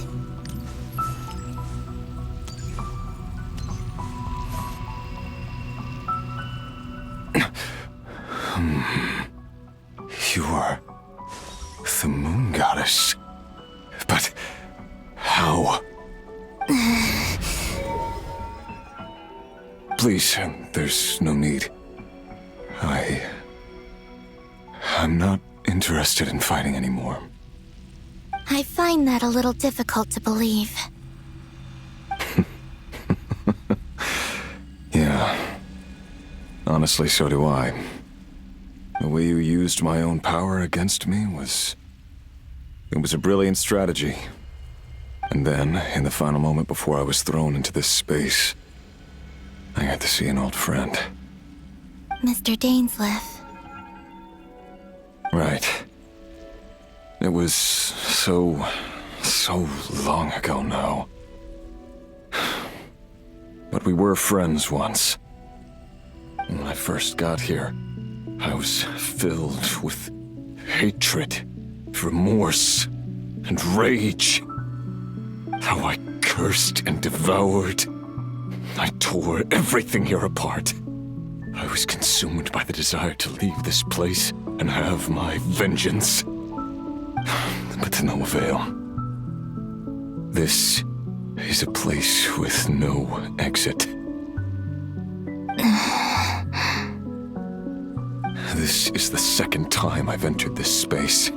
Though I have no memory of the first, I was torn to shreds the moment I entered. But this time I survived. It must be partly because of this new body, and partly because of all the Kuvaki I absorbed in Nodcry. Are you the source of the abyssal power in here? Not all of it. Some is from when I first arrived here and tried to destroy everything. But there was already a degree of abyssal power here before I entered. And like a venomous snake baking in the merciless sun, it tried to slither into my shadow. Tried to? So, you rejected it? Yes. Because after that, the world suddenly became silent for a moment. What do you mean? The voices in my head, they were gone. And then I saw her. Her? Thelindis. My former lover. Never mentioned that she saw a memory of Thelindis leaping into the moon's reflection. More precisely, I saw her afterimage. I'm sure the real her is long gone. She was just an ordinary Conrian.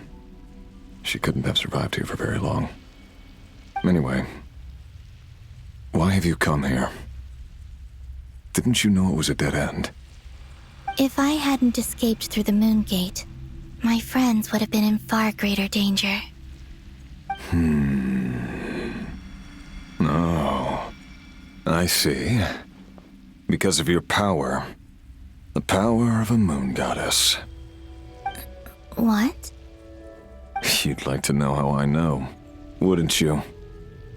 The one who resurrected me said so. I could hear a deep lust for power in his voice. Do you mean... Dottore? Dottore. So that's what he's called.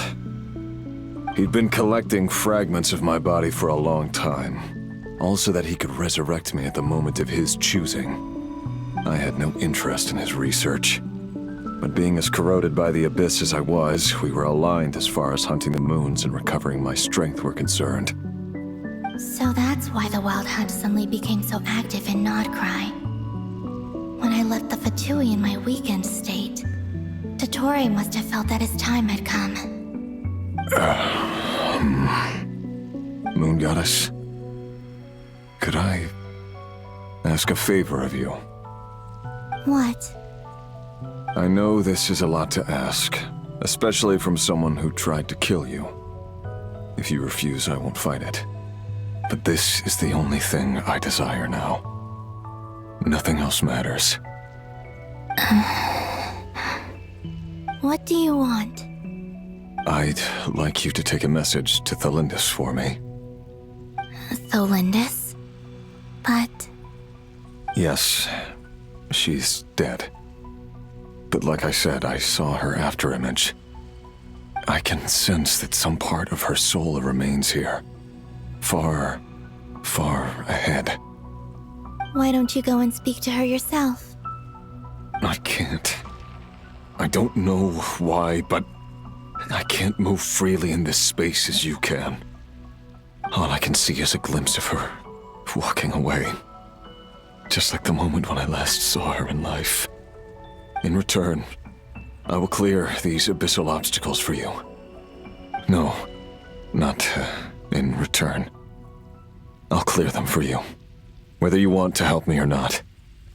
It feels like something I ought to do. Why? Yeah. Why, indeed. I've been asking myself that question a lot recently. Why did I do the things I did? I'm tired of it all. Tired of the person I became. People used me. And then I turned around and started using others. I hurt a lot of people. I think I grew tired of it long ago. But I wouldn't admit it to myself. And ultimately, that's how I ended up here. What do you wish to tell her? All of it. My past.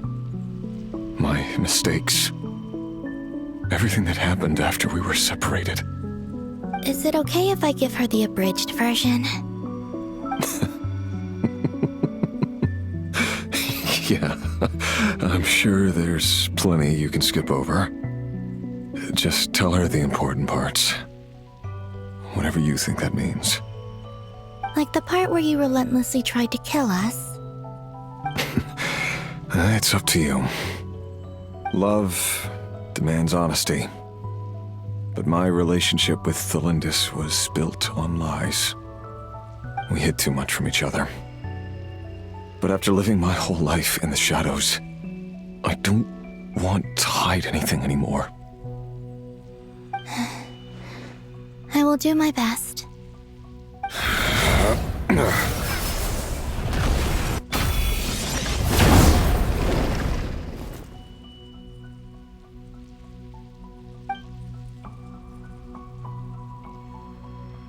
There. The abyss will no longer stand in your way. Even though Mr. Dainsliff felt he had to fight you, I think he still regarded you as a friend. Dane? He said that you betrayed him, but he also felt great remorse at never having understood what you were truly going through. Why tell me this? Because if he'd known that someone could take a message to you, I believe that's what he would have said. Thank you. It means a lot. I know this will sound strange coming from me, but don't die, Moon Goddess. I can tell that you're determined to get out of here.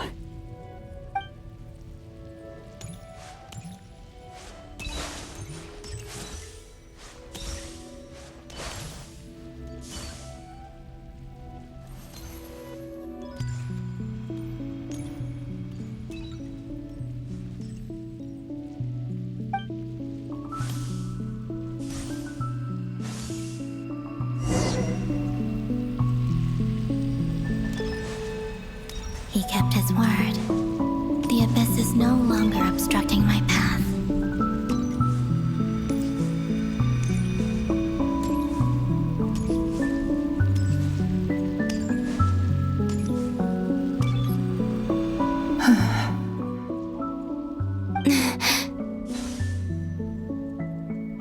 Is that the Lindis?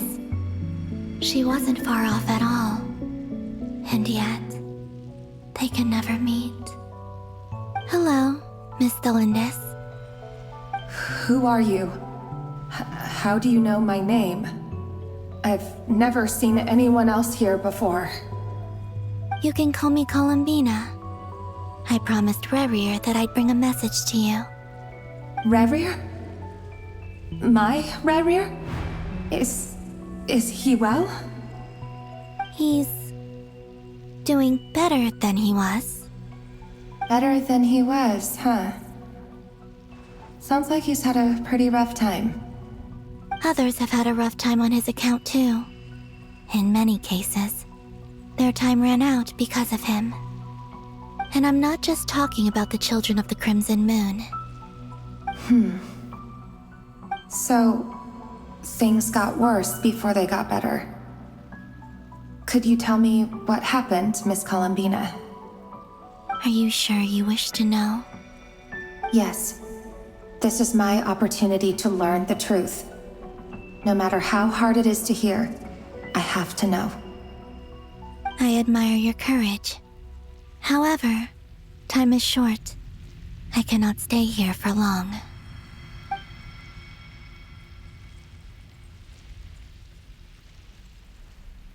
Rayrir had seeds of hatred in his heart, and many people nursed them for their own ends.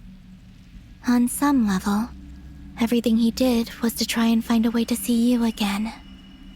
But in the end, he came to regret his mistakes. He wanted to apologize for hiding his past from you. Beyond that, he did not say specifically what it was he wished to convey to you, but I'm sure that you've always been on his mind. You are what has kept him going over all these years.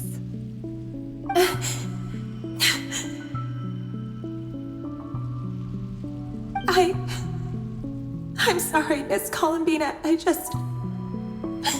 This is so upsetting. I'm not sure how to put my feelings into words.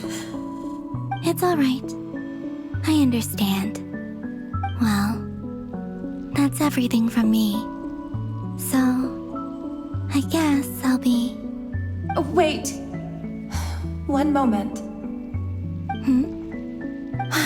Time flows backwards here. The road ahead only leads further and further into the past. I know. I intend to reach the end of that road.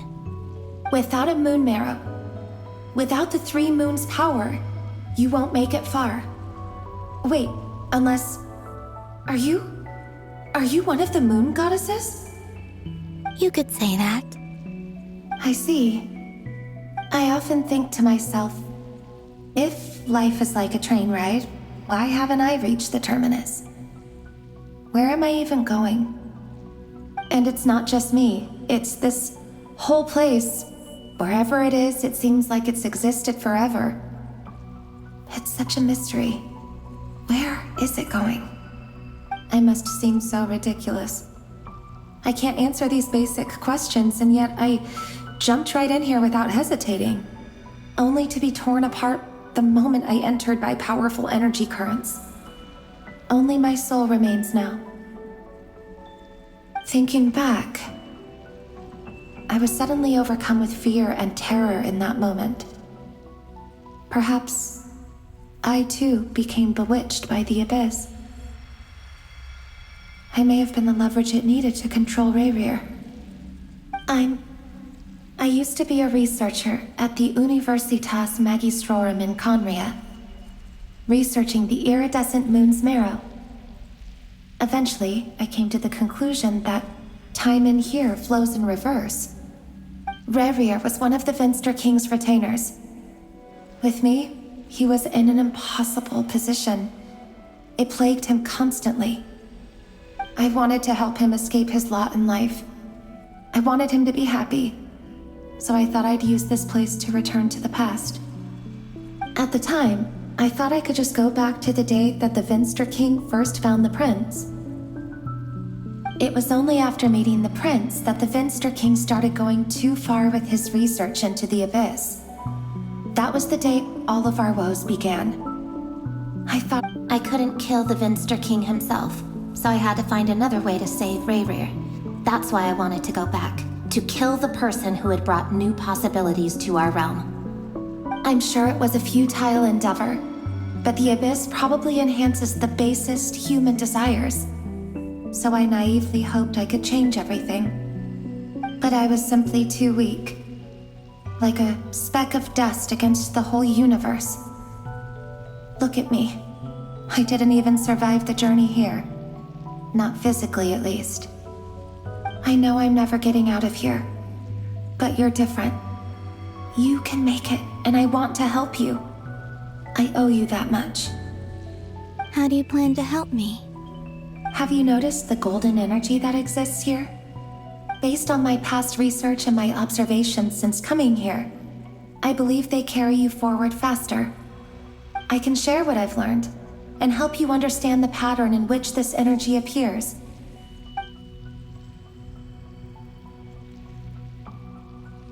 I think you just might... Now, I know you will be able to change the past. Also, I've been speculating about where this space ends. The documentation was scanned, but from what I know of the legends about the moons, the oldest ones seem to begin with Nibelung, king of dragonkind. I have no way of verifying any of it by this point. But if it's true, you might be able to reach that era if you keep walking. Understood. Thank you, Miss Thelindis. I'm the one who should be thanking you. If you hadn't entered this realm of everlasting death, what use would my deductions be? Thanks to you, they have some meaning. About Rayrir, I'm so sorry. For everything. It wasn't your fault. That's not true. Because we both feared bringing trouble upon each other, neither of us ever told the truth. And that dishonesty sealed our fates. But enough about that. I wish you a safe journey, Miss Columbina.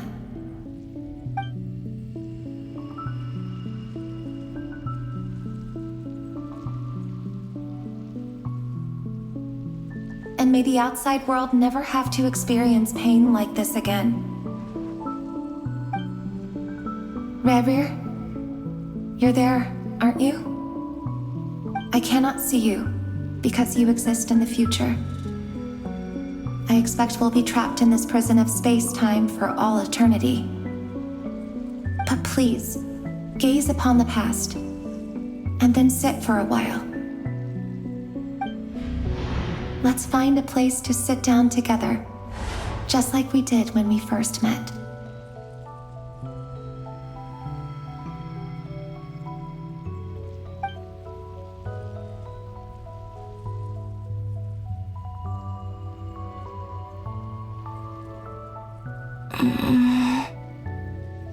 How long have I been walking? How much further till I reach the end? Is there even an end to be found? Everything's getting blurry.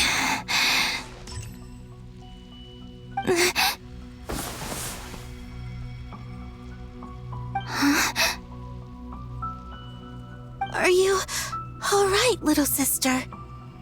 Have you come from the distant future?